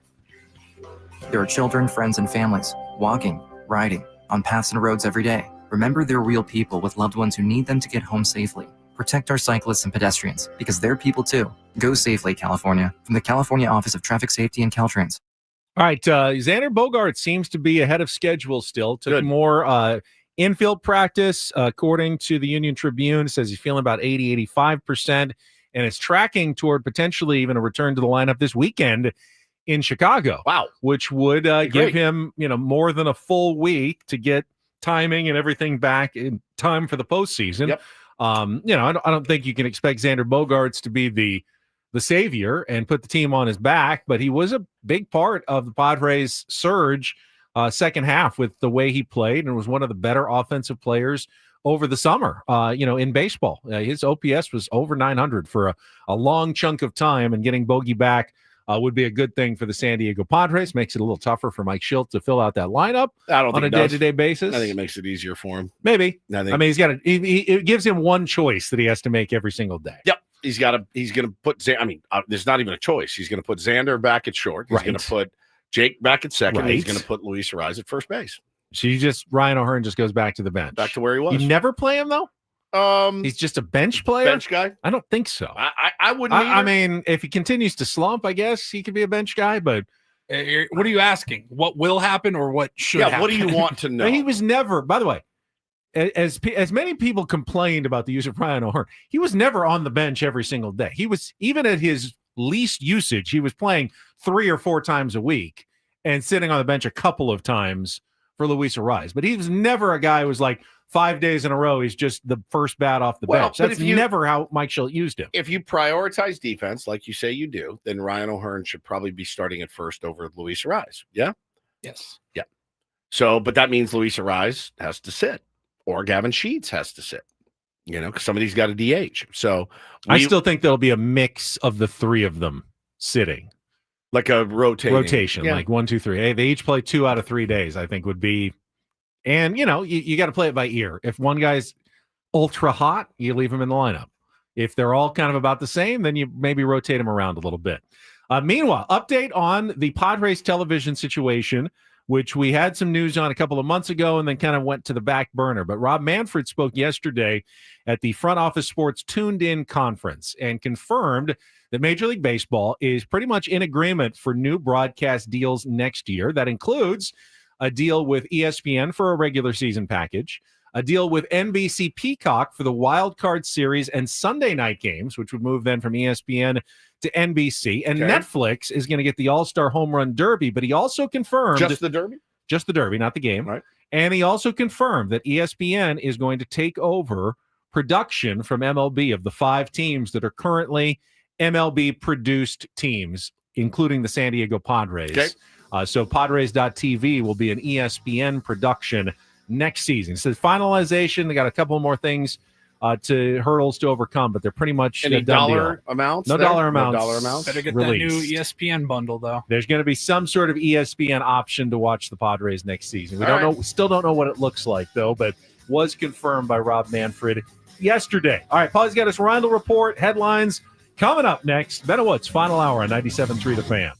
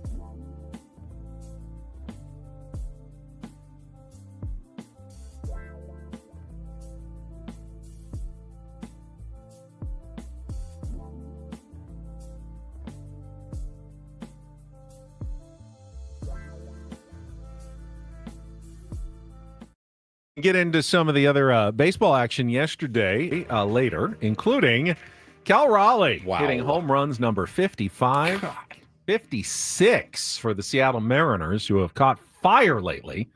I've moved into first place in the AL West, but 55 moved him past Mickey Mantle, the single-season switch-hitting home run king. And then 56, I don't know how Paulie feels about this, though, ties Ken Griffey Jr., Seattle Mariners franchise record. Crazy. Most home runs in a year. I mean, how do I feel about this? I don't. Well, I mean, you're not a Mariners fan anymore. You love Griff. But you love Griff. But, I mean, records are meant to be broken, and Okay. I've had a ton of fun watching Cal Raleigh's season via highlights all year. I've had fun watching him on my fantasy team, Paulie, and I was mocked mercilessly. It's been fun. I told you guys, I said it earlier during our commercial break. You know, it seems like every year there's a couple of guys that stand out and have great seasons, whether it's Ohtani, Judge, Freddie Freeman has a great, whatever. Everybody has a couple guys will have great years, and it's a race to see who's going to be the MVP. But rarely do you see maybe the best year ever for a player at a certain position. And I mean, no questions asked, right? Best catching season of all time, at least offensively. Yes. Cal didn't. I like how he treats it as well. Very humble. He says, I don't deserve to be brought up in the same sentence as Mickey Mantle or Ken Griffey Jr. That's crazy. That's ridiculous. You do. He seems like a really good dude. He does. MVP, yeah. I think so. Over Aaron Judge now. Yeah, Judge has been cold the second half. It's the position. I don't have the side by sides, but I think, I mean, I hate MVP awards. I hate them because it always turns into, well, is it the best player or is it the most valuable player? Take Judge off the Yankees. Where are they at? Take Cal Raleigh off the Mariners. Where are they at? I think it's Raleigh. The Mariners have a better record than the Yankees now. In fact, the Mariners are only 2 games behind the Tigers for a bye. Right. In the first round. They've been so hot. Team's been better. Cal Raleigh's been carrying them. I think Cal Raleigh's your MVP. He wasn't even the MVP of the game last night, though. Mariners designated hitter Dominic Canzone went 5 for 5 with 3 homers. Oh, there he is. As they won their 10th straight game yesterday. I think you got to give it to Cal. I do. Catching the amount of games that he and does. in the National League, I mean, Kyle Schwarber, the Phillies are red hot. They're winning games. It's Shohei, dude. But Shohei has 50 home runs. 50 bombs. And he's pitching now. Yes. Major League He has the Baseball. best OPS. I don't know how you can give it to anyone other than can't. Shohei. You can't. Is MLB really going to give it to a Seattle player more than New York? And then give I it think to they might have to here. Give it to a DH in Kyle Schwarber over Ohtani? Because Schwarber has what? 3 more homers than Ohtani? It's not going to happen. I mean, they're both DHs, except Ohtani also is now pitching and pitching well. And now wants to relieve and play outfield. So I think he's got Steal this one. bases. Yeah, I mean, I think he he's got does it it in the all. back. He's a unicorn. Highest OPS in the National League. I said it when he was an Angel. Yeah. I'll say it now that even though he's a Dodger, as long as he's healthy every year and doing both, he's your MVP.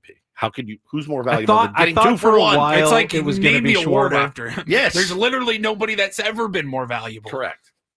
Thought it might be Schwarber for a while. I thought But we all now thought I it might be Pete Crow Armstrong at the Yeah. beginning of the year. That's farted away. So Bobby Witt Jr. was leading it in the American League Yep. for a while. Yeah. So I think it should be Cal, and I think it should be Ohtani, and I think it will be Ohtani, and it will be Judge.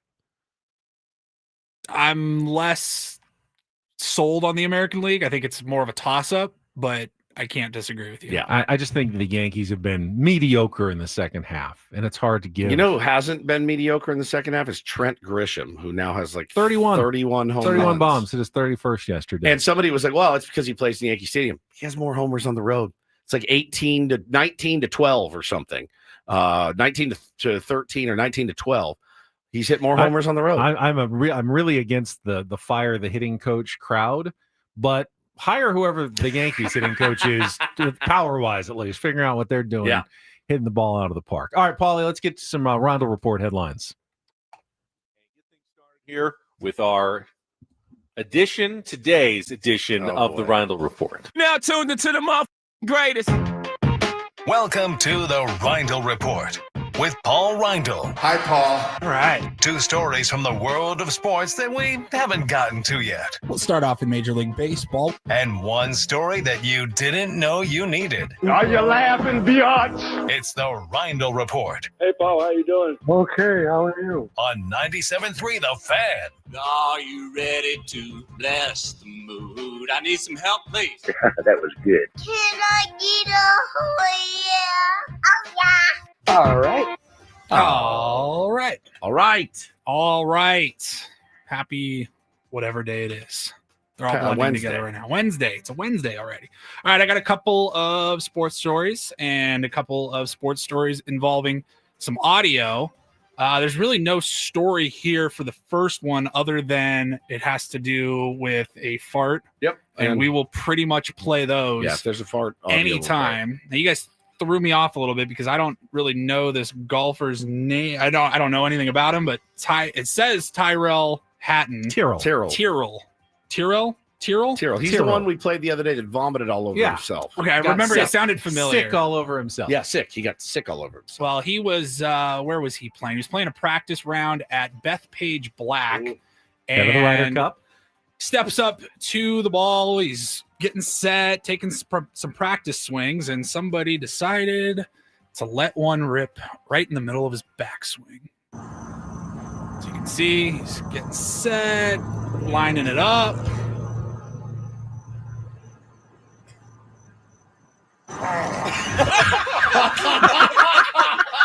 The second his club moves back to start He his stopped, swing. though. He was able to stop. Oh, yeah, he was able to himself. That stop. was pretty impressive. So it's clearly from a machine.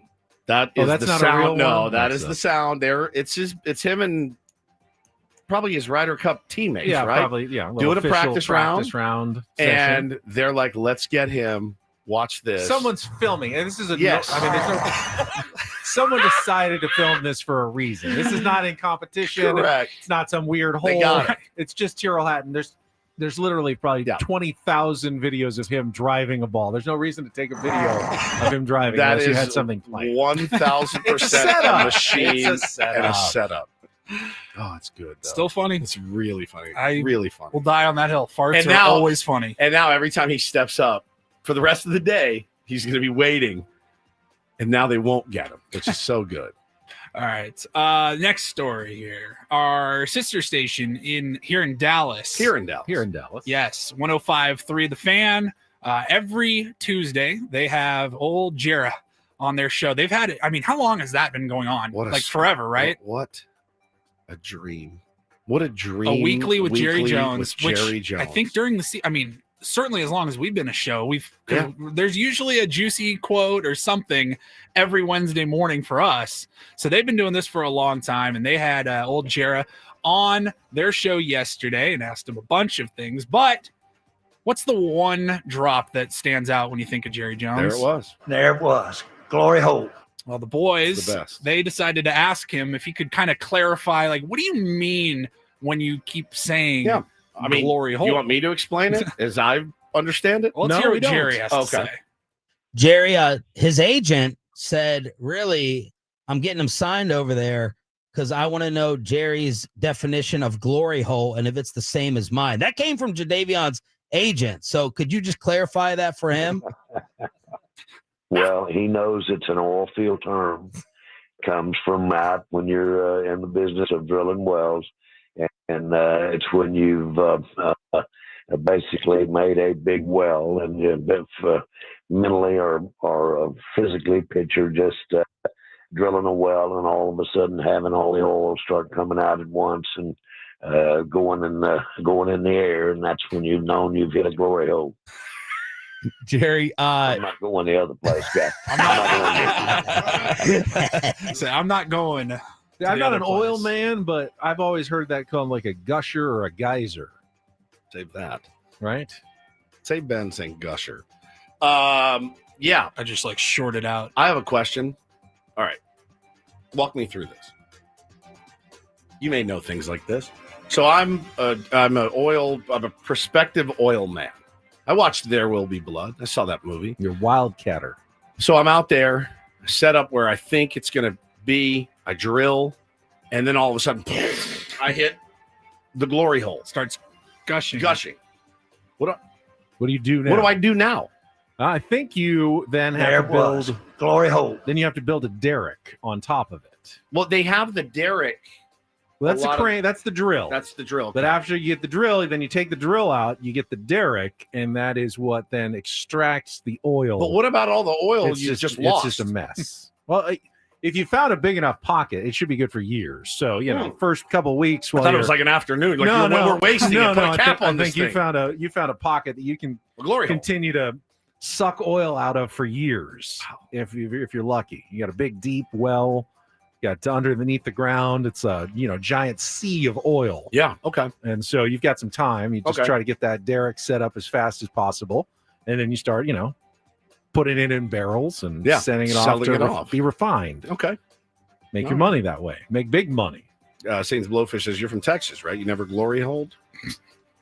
I've never done either definition.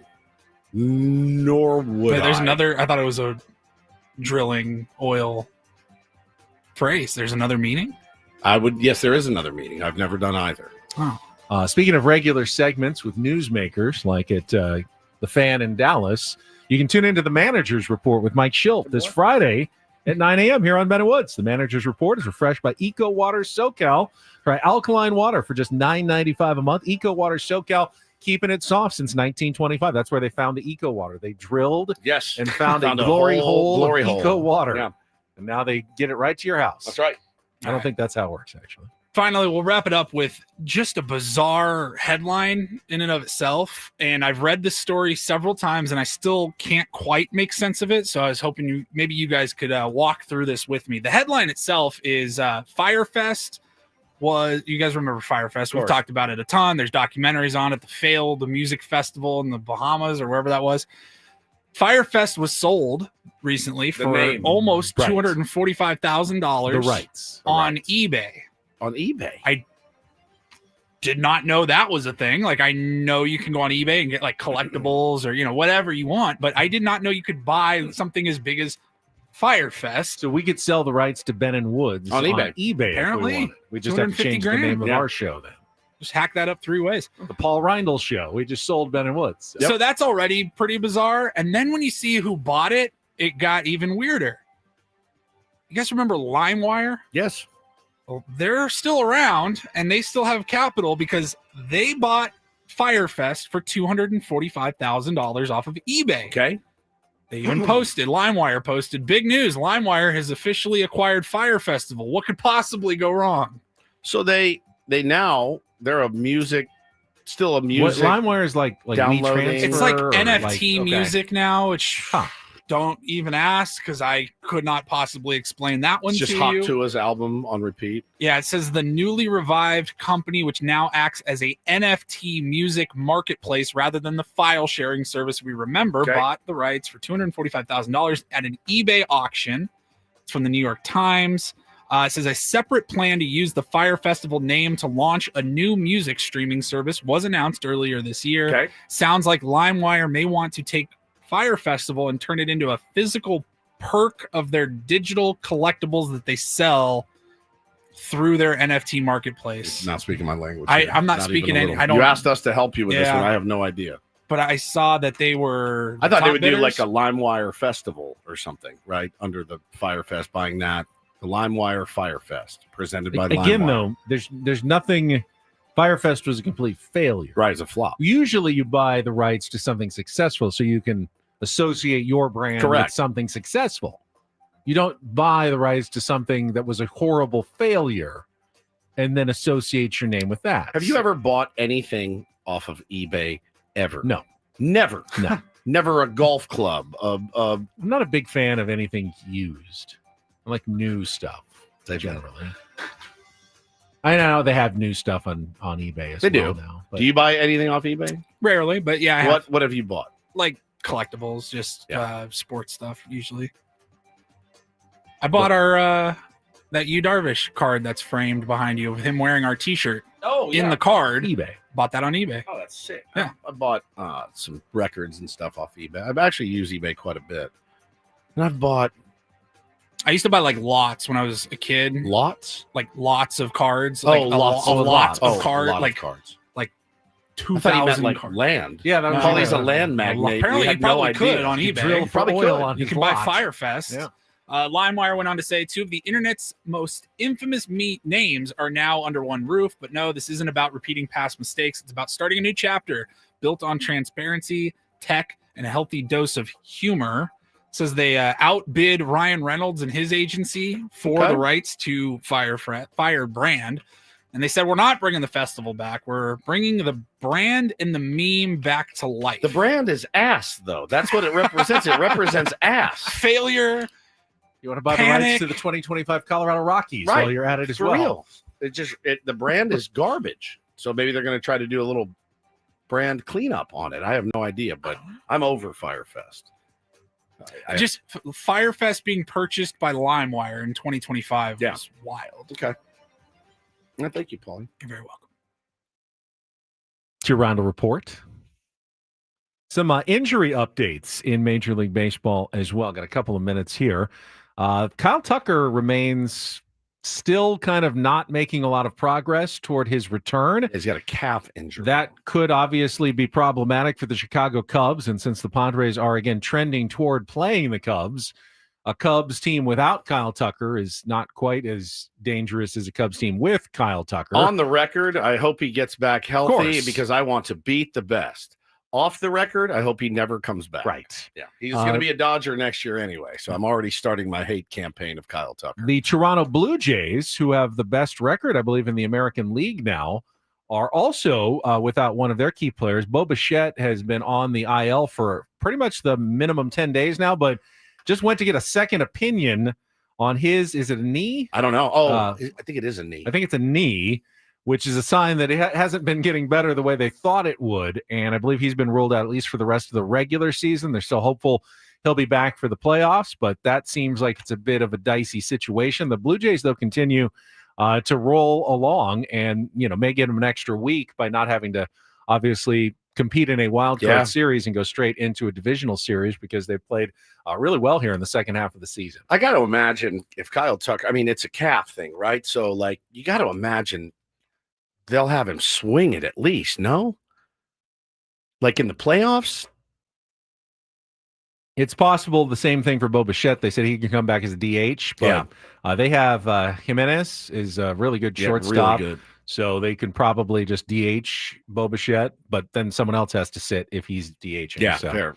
I don't know if Kyle Tucker can swing it. Obviously, you think if he could do it now, they'd want him out there now, Do maybe. they But no, they don't need really. him? They're kind of Yeah, locked in. they're kinda They're locked kind of in. locked into the first wild card. Yep.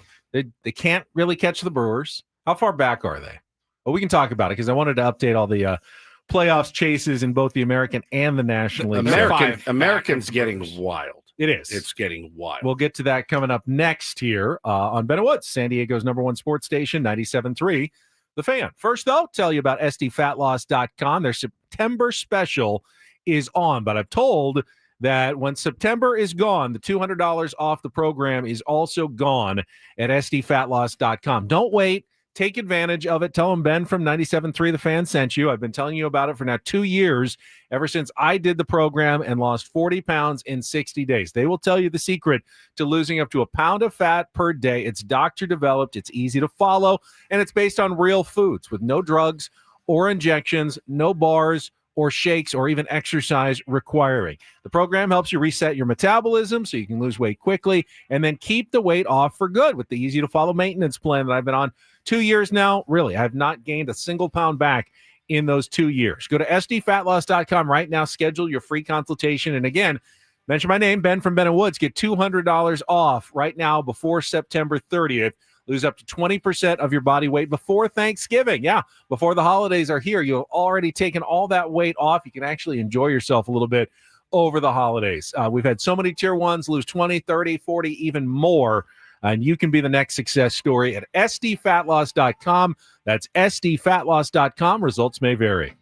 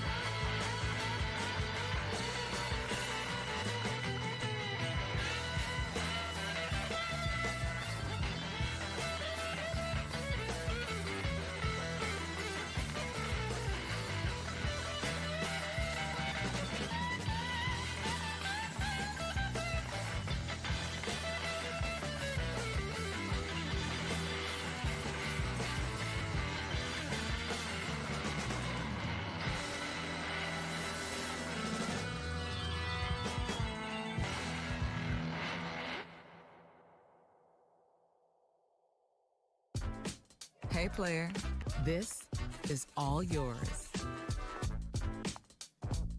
This room with this view. This speakeasy with this cocktail. Hey, could you make that too? The spa with this. Ah.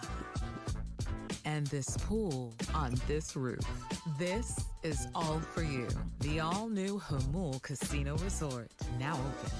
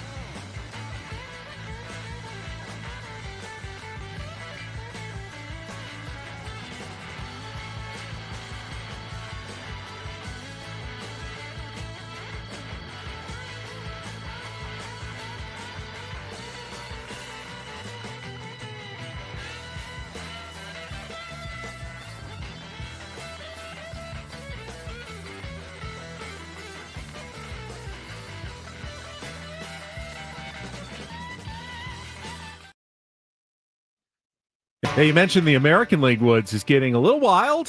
Certainly, there are some teams bunched up between the 2nd and 6th place seedings in the American League. The Blue Jays continue to have the best record in the AL after winning their 6th in a row yesterday. They're 89 and 62. Then 4 games back, you find the Detroit Tigers. The Yankees are actually right there at 84 and 67, just a game behind the Tigers, but because they can't pass the Blue Jays likely, they're not in play for the top 2 seeds. The Mariners, though, with 10 wins in a row, absolutely are. They're 2 games behind the Tigers and picked up a game yesterday, so they're still playing for a potential 2nd seed, but they also are only a half game ahead of the Astros, who won yesterday in the AL West. And by the way, the Astros passed the Red Sox yesterday, who are now the last wild card team and are 2.5 games up on the Cleveland Guardians, who won yesterday their 5th in a row. They're 9-1 in their last are 10. Not going away. Now, it would take probably a huge finish for the Guardians to pass the Red Sox or the Astros for the wild card, but they're not out of it. The Rangers seem to be falling out, though. They lost their 3rd in a row. They're now 3.5 games out of a playoff spot, and probably it's become a little too late for Bruce Bochy's bunch. But the Guardians are playing hard to the end. Do like their manager, Stephen Vogt. Seems like he's been a good hire for them. Probably in the end, it's going to be a little too late in Cleveland. Ryan says, do you think we need to hire an Etsy witch like the Mariners fans did? I've seen it already happening on Padres Twitter. I think there's a lot of Etsy witches staying in business right now. I keep seeing Etsy witch. What is that? It's a witch, like an actual, like they advertise their services on Etsy, and you can pay them, and they'll cast a spell. We tried that a few years ago. What did we do? I'm trying to remember. We did something.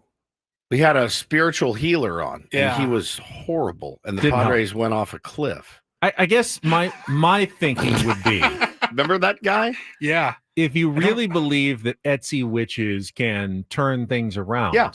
don't you think that there's been Mets fans who have also hired Etsy witches? Yes. So is it like the number of Etsy witches that are hired? Like if your team hires 372 Etsy witches and the team you're playing only hires 286 Etsy witches, then your team's going to win? So I just don't know that it's really that scientifically valid. I know someone. He might be in this room that researched a voodoo priestess based out of New Orleans. This person might have texted her as instructed on her website to put a curse on arrival. Let's just say. I'll keep it vague. That person might have gotten a text message back with the price. And that person declined after the price tag was, I think he said $450. Yeah, I was going to set the over under at 500. Yeah, $450. That's a lot of money. Now, if you told me right now, what's he got 450? Padres win the World Series? Yes. Done. Have you ever gone to one of those places that says like Oh. psychic or palm reader? I think my wife made me go once. Tarot cards? No. She said she wanted me to go, and I didn't. I was like, I'm not doing that. Palm reader? Yeah. Let me see your palms. Let's see. This one says very arrogant. It does. That's the arrogance. Why does line. it coincide though with that other one? That other one is Cheapskate. Cheapskate. Yeah, that's your cheapskate line right into your arrogance Thanks. line. Yeah. Here's your kind-hearted. That's Oh, nice and long. Yeah. Yeah. Your hands are very soft. Never done an honest day's work. have True. you? I mean, Tell you that feels like a baby's sports butt. casting does not give you a lot of calluses. Who am I talking to? I haven't either. Who are we talking I do have about? the one golf swing callus right here on my finger. Yeah, I don't know that one well. That's about it. But yeah. But no, you drive like down the 5 as you're on your way to 7 Mile Casino. In you see the big- Encinitas, there's a bunch of them. big neon signs that say palm reader, My wife's gone. psychic. She went with her mom, I think, and I I just don't feel know. like the training is somewhat haphazard. How do you like- know what the training is? You have no idea Well, how they're trained. Are you board certified? Like, I is don't there an think there's a American- board. No. Is there an American, association of psychics that will test you to make sure that your predictions are somewhat accurate? Otherwise, I feel like it's a bit of a scam. Now, maybe there is an accurate psychic out there, but how are you going to separate that one from all the other ones that are just trying to make a quick buck? And what's the competition like between them? Right. You know? Oh, don't go to her. She's terrible. Come to me. I'm really great. So I didn't do it. I mean, the person that I know didn't do the voodoo witch. Did not. He did not do it. Did the person say, we can do it for a little promotion on the radio? No, I didn't try to do the. I did not or try. this person? I'm sorry. This person did not try to negotiate or weasel down the price. So we know it wasn't Ben, and we know it wasn't Adam. Correct. It's either me or Paul. Right. And I don't want to embarrass this person Okay. further. So when I got the text back, not me, the person that got it said, "Yes, baby, I charge $450." Just like that? Just like that. Now, Kurt says, I had dead family members visit me in my dreams. So realistic yet terrifying. I've had that too. But that's just a dream. That's a dream. That's a dream. Yeah. I've had that. You can absolutely dream about anything. I mean, look, I saw one of I think one of our listeners hired an Etsy witch. I think before yesterday's game. So money well spent, guys. I mean, do they offer like money back guarantees? I can't imagine that they do. I promise you they don't. Satisfaction guaranteed or your money back. It begs the question: do we have a witch What on is the their program rating from the tomorrow? Better Business Bureau? Are they A-rated? I don't know, but do we have a witch on tomorrow now? My take on this is no. It's not money well spent. What if it wasn't your money? Still feel like I don't Aren't you want like other a little people- bit curious? Aren't you a little curious? I'm really not. I actually think it's a disservice to try to steer people down a path that is not going to help them. Juan said he had a dream that I visited his class for career day. I'm not going to. Okay, so I know this is his way of you San Diego's asking concierge? me. Yes. Oh, guys, I got to go out and do a career day, but you don't want me there. I'd be lying if I said I wasn't at least a little interested in that woman that you were talking to, or Ben was talking to, or I was talking to, having her on just to be like, all right, how does this work? What do you do? Tell us everything. I'm not doing it. I'm not going to be the reason that we don't. Well, that year we got blamed for the spirit. All we wanted was a spiritual cleansing. It was like during summer break, I think. Yeah, like it was during summer break. We were all-star break, bored, loose, trying to be funny. It really backfired on People us. were ready to have us fired. It really backfired on What us. about the 900 numbers that you could call for psychic advice? Oh, no, I never did those. Okay. They would always have the disclaimer at the bottom for entertainment purposes only. Miss Cleo. Yeah. Yeah. Miss Cleo. Yeah, I called different 1-900 numbers, but not those. Really? Yeah. Were they for entertainment purposes only? I was entertained. Were you? Yes. You never did? No. Of course not. You never did? You didn't have to. You had That the was not internet. a thing. You had the internet. Where did you call from? I had the best of the My best. parents' house. And you didn't think instantly that Gary is not going to immediately see that charge on his phone bill. Here's why because it's such an uncomfortable conversation. I knew he wasn't going to say anything. And he didn't. Really? Yeah. Yeah. You played chicken, basically. Pretty much. Would you actually Russian roulette, have this essentially. conversation Yeah, with me? Correct. It's a good tactic. It What's this 900 number charge for? Don't worry about it. He's not going to ask me. You're like, there's two options. I get away with it and he has no idea. Correct. Or he knows, but either way, he ain't bringing it up. Correct. Yeah. Yeah. That's a win. Well, my parents would find my dirty material and they would just hide it. Pretend they did. or Oh, keep they would it. hide it? Yeah, they would never bring it up, ever. But it would disappear? It would disappear. You'd go to look and it would be gone. But it wasn't brought up. Like, hey, come sit down at the table. Isn't that mortifying to you? It? Yes, I was mortified. Yeah. Where did he How hide bad were you at hiding it? Not bad. but Maybe it's- Gary's playing the same game. You knew he wouldn't bring it up. Correct. He knows you're not going to be like, hey, has anybody seen my hustler? Where is my latest Wii? Did somebody take my Wii? Yeah, that's a good move. Yeah, it's just a stalemate, father-son stalemate. That's exactly what it was. I did find it in his car. In the trunk, and I took it back. Oh my Interesting. God. Didn't say a word. Could have just gone straight in the trash. and no one would have ever gotten it We again. did this dance for many years, my friends. I don't think I've ever told that story. Huh. Yeah. Did this dance for many years. And then Just it was a knowing nod. and then it was the bottom of the inning, and it was his turn. That's right. That's right. Try to reclaim the lead. Yeah, that's right. Okay. True story. In his LeSabre. No, not LeSabre. Oh, It was a Not a Buick Ford. LeSabre? No, it was a Ford Sable. Does that sound right? Sable sounds somewhat right. Yeah. I think, and it was and found my bag. Do you ever? I already know the answer, and it's yes. I'm sure. Do you ever buy the spring break videos that were Yes, advertised on TV 100%. late at night? The Girls Gone Wild. Yeah, Yeah, it you was really a did. Subscriber. Yeah. Subscriber. Yeah, I didn't know it was an auto subscription, Oh. and they just kept coming. I thought it was a one and done. It was not. Oh, that is an age gap between us because I would see those Mercury commercials Sable. on like Comedy Mercury Central. Sable. That's right. I'd see those commercials run at like midnight or Yep. whatever, and I'd be like, Who does this? "Why would I do that when Well, you had the internet you is right had there?" the internet. But they were still advertising. They were. and you're just like, you got to be They were. a lost soul to go that route. No, I had no internet. No, I know. Once the internet was available and they were still advertising Yeah. those videos, you're like, you're a rube. Yeah, 100%.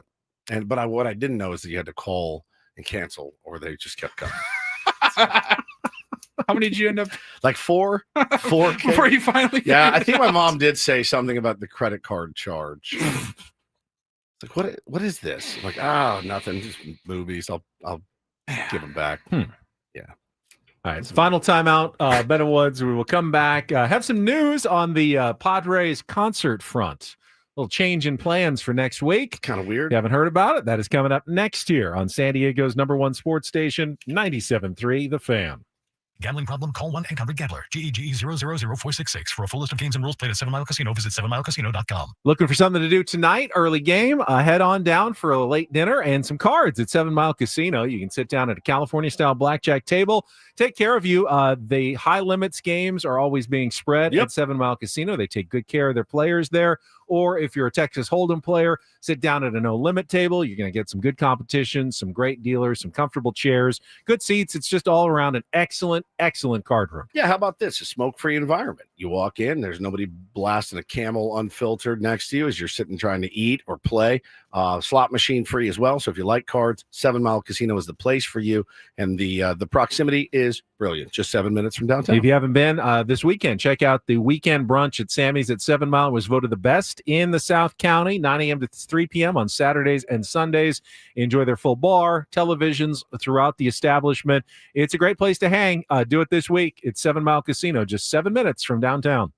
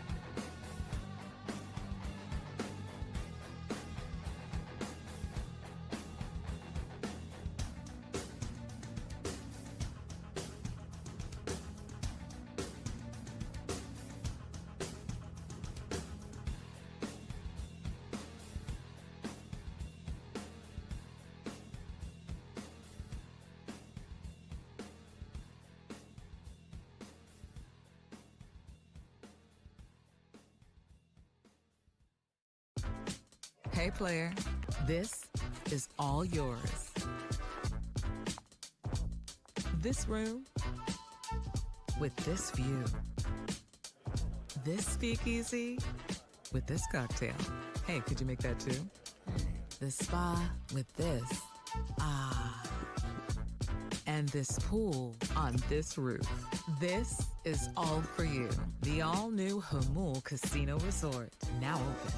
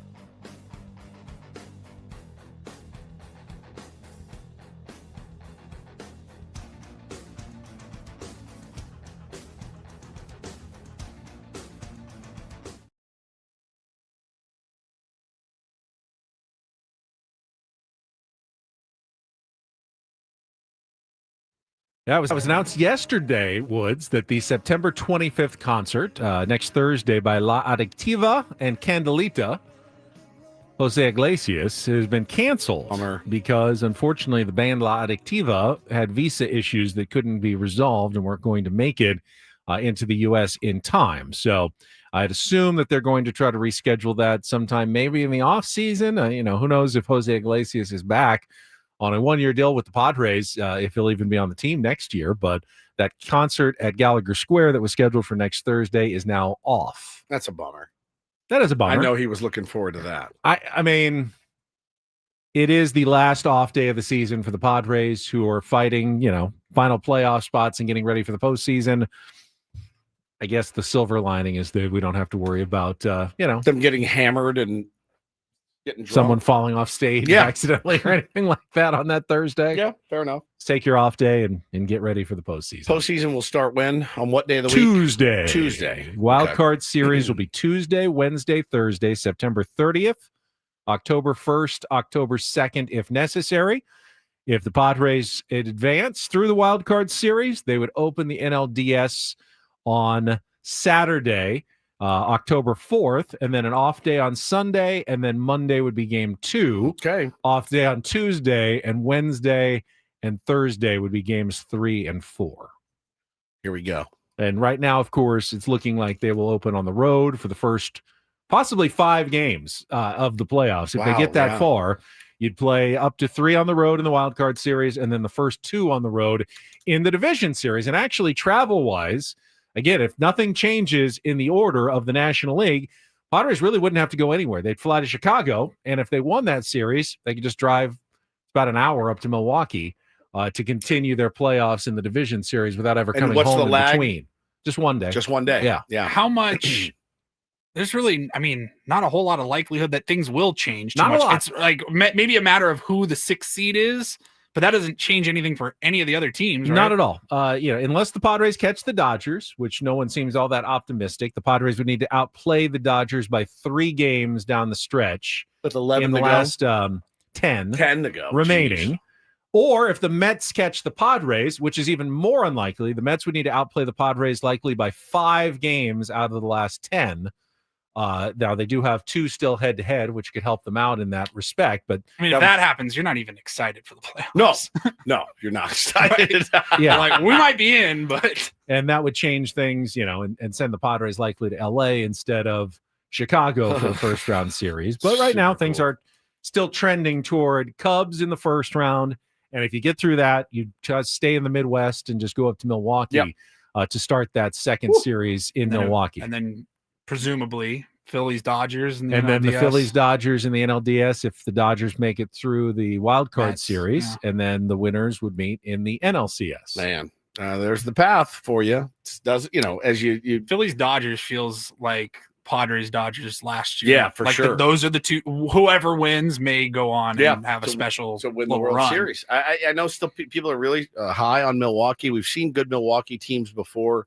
Something about October doesn't jive, but again, we are entering soon here in a couple weeks. We'll be having that discussion of did the bye hurt them? And it's one of the most tired discussions in sports. I hate that we're going to have it. Should we have it now? Just get it out of the way. Sure. Have the it bye now. does not hurt. The bye teams. does not hurt teams. I don't care how hot you are. But you always have to face a team that just won a series and is feeling confident. Great. That doesn't mean the bye hurts your team, but you inherently will be going up against a team that has built some confidence and has won a playoff series, which is always a difficult proposition. Doesn't mean you'd rather go back to the wild card series and play it because there's a 50-50 chance or close to a 50-50 chance that you don't even get through it. Correct. So you would always rather have the bye, but you will always be going up against a team that just won a playoff series. Now, again, I don't think we're going to have to worry about a first-round bye as Padres fans, so we're not going to have that excuse. There is almost no chance. Padres have almost been eliminated from the first round bye. They are now 8.5 games behind the Phillies with 10 to go. Correct. And I think the tiebreaker, they split, so I don't know what it comes down to. But essentially, unless the Padres won out and the Phillies lost out, Padres are not going to get a bye in the first round. They will be playing on September 30th. Yep. Likely on the road. Yep. Potentially at home if they do pass the Dodgers. But those are really the only options that are left. It's so low on Fangraphs percentages for the Padres to clinch a bye that they're 0.0. Okay. So that would say that's impossible. The Phillies are 99.4%. The Brewers are 98.4%. So there's your two teams with the bye. Those are your buys. And if either of those teams loses, that's that conversation that has to happen the one every thing, year. The one thing that could change, the Phillies are only a game and a half behind the Brewers. So if they passed Milwaukee and got the 1 seed, the Padres, if they went to Chicago, would then go to Philly rather than Milwaukee. And the Dodgers would go to Milwaukee for the second round in the 3-2 matchup in the playoffs. That could change because the Phillies are playing really well right now and are just a game and a half behind the Milwaukee Brewers. And I don't know who has the tiebreaker between those two teams. I can check quickly if I see. Let's see. The Phillies won 2 out of 3 at Milwaukee in the second half of the season, and in the first half of the season, they lost all 3. So Milwaukee has the tiebreaker in case they finish tied for the first seed. Got it. Yeah, I think this matchup right now is where we're trending is a favorable one, other than the fact that it's in Wrigley Field, right? I think it's one that you look at and you say, okay, like this is going to be a challenge. Certainly the Chicago Cubs, but they are not unbeatable. They're not unbeatable by any stretch, and they don't. Every team in the playoffs scares you, certainly, but you don't look at this and go, we have no chance. We have no chance. I don't feel that way. You'd rather face the Cubs than the Dodgers. Correct. You'd rather be at home and facing the Mets or the Diamondbacks, Correct. right? I mean, even though the Mets won yesterday, I'd still rather be at home against one of those teams. Yeah. It's a very easy progression of 1, 2, 3. Right. Not an easy higher you go, the path, better. but The lower you go, the worse it's going to be. But it's a doable path for the Padres if they do end up going to Chicago. Brandon says, would you rather fall back to the 6 and take on the Dodgers in as few as possible? Absolutely not. No. Absolutely not. No, I'd rather get them, honestly. I mean, you rather let someone else take care of them. Sure. And then, take your chances against someone else in the NLCS. Yeah. All right, last check of traffic, and then we'll wrap things up here on 97.3 The Fan. From the 855 Get Ross Traffic Center, protecting San Diego after accidents or injury, here's Kelly Danick. Traffic is brought to you by Park 101 in Carlsbad, North County's football headquarters. Wrapping things up with a few problems here, guys. One of them is this collision on northbound 5 right before the 15 connector. It's over to the right shoulder. Northbound 15's been giving us some problems. Got a stalled vehicle just past the 8. Looks like that's got the right lane blocked. Also going to find westbound King Freeway just before Federal Accident blocking the right lane. Tow truck is on scene, assisting with that. Northbound 125, just before the King Freeway, collision involving a couple vehicles. That's in the center divide. West 8 before Lake Murray got a collision in the center divide. Football is back, and Park 101 in coastal Carlsbad is your game day headquarters. 10,000 square feet, 19 TVs, Bills Backers Club specials, cocktails, and ice-cold beer. Park 101 at the Carlsbad Village, North County's home for football. I'm Kelly Danek with Ben and Woods, San Diego's #1 sports station, 97.3 The Fan. And this hour on The Fan is brought to you by the Adams Avenue Street Fair. San Diego Foundation presents the Adams Avenue Street Fair, September 20th and 21st. The free, family-friendly festival in Normal Heights features 75 musical acts, carnival rides, beer gardens, festival foods, and 300 unique exhibitors. Tomorrow, a little bit different schedule here on 97.3 The Fan and on the Ben and Woods program. We will be on the air only from 6 a.m. until about 9:04. And then Sammy will take over with the Eco Water SoCal pregame show tomorrow at 9:10 a.m. for a 10:10 first pitch in the series finale against the Mets. As I say, get ready for the worst radio you've ever heard. Usually, yeah, cram it all in. We've got Sammy Levitt, we got Eno Saris, we got our football threesome, and we got to find a way to do it in 1 hour less than we normally do. You think we'd be happy, and we are, but it's never good. So just know that going forward. It's good for, Luis, because there'll be a lot of Padres talk. Correct. Condensed into a shorter amount of time. Football, hopefully, and all of that. Hopefully talking about a dub. Nikki P, you're going to have to call on you again, to come out and pitch your ass off tonight. Full bullpen today. If the Padres win tonight, there really is nothing. It's just morale, buddy. You can erase yesterday's game. You can't erase Michael King concerns, but you can just erase yesterday's game. It's just morale and vibes. All right, that's it for us. Braden's coming up next with Italian Paul for our Paul Reindl and Stephen Woods. I'm Ben Higgins. Have a great rest of your Wednesday from all of us here at San Diego's #1 sports station, 97.3 The Fan. So long, everybody.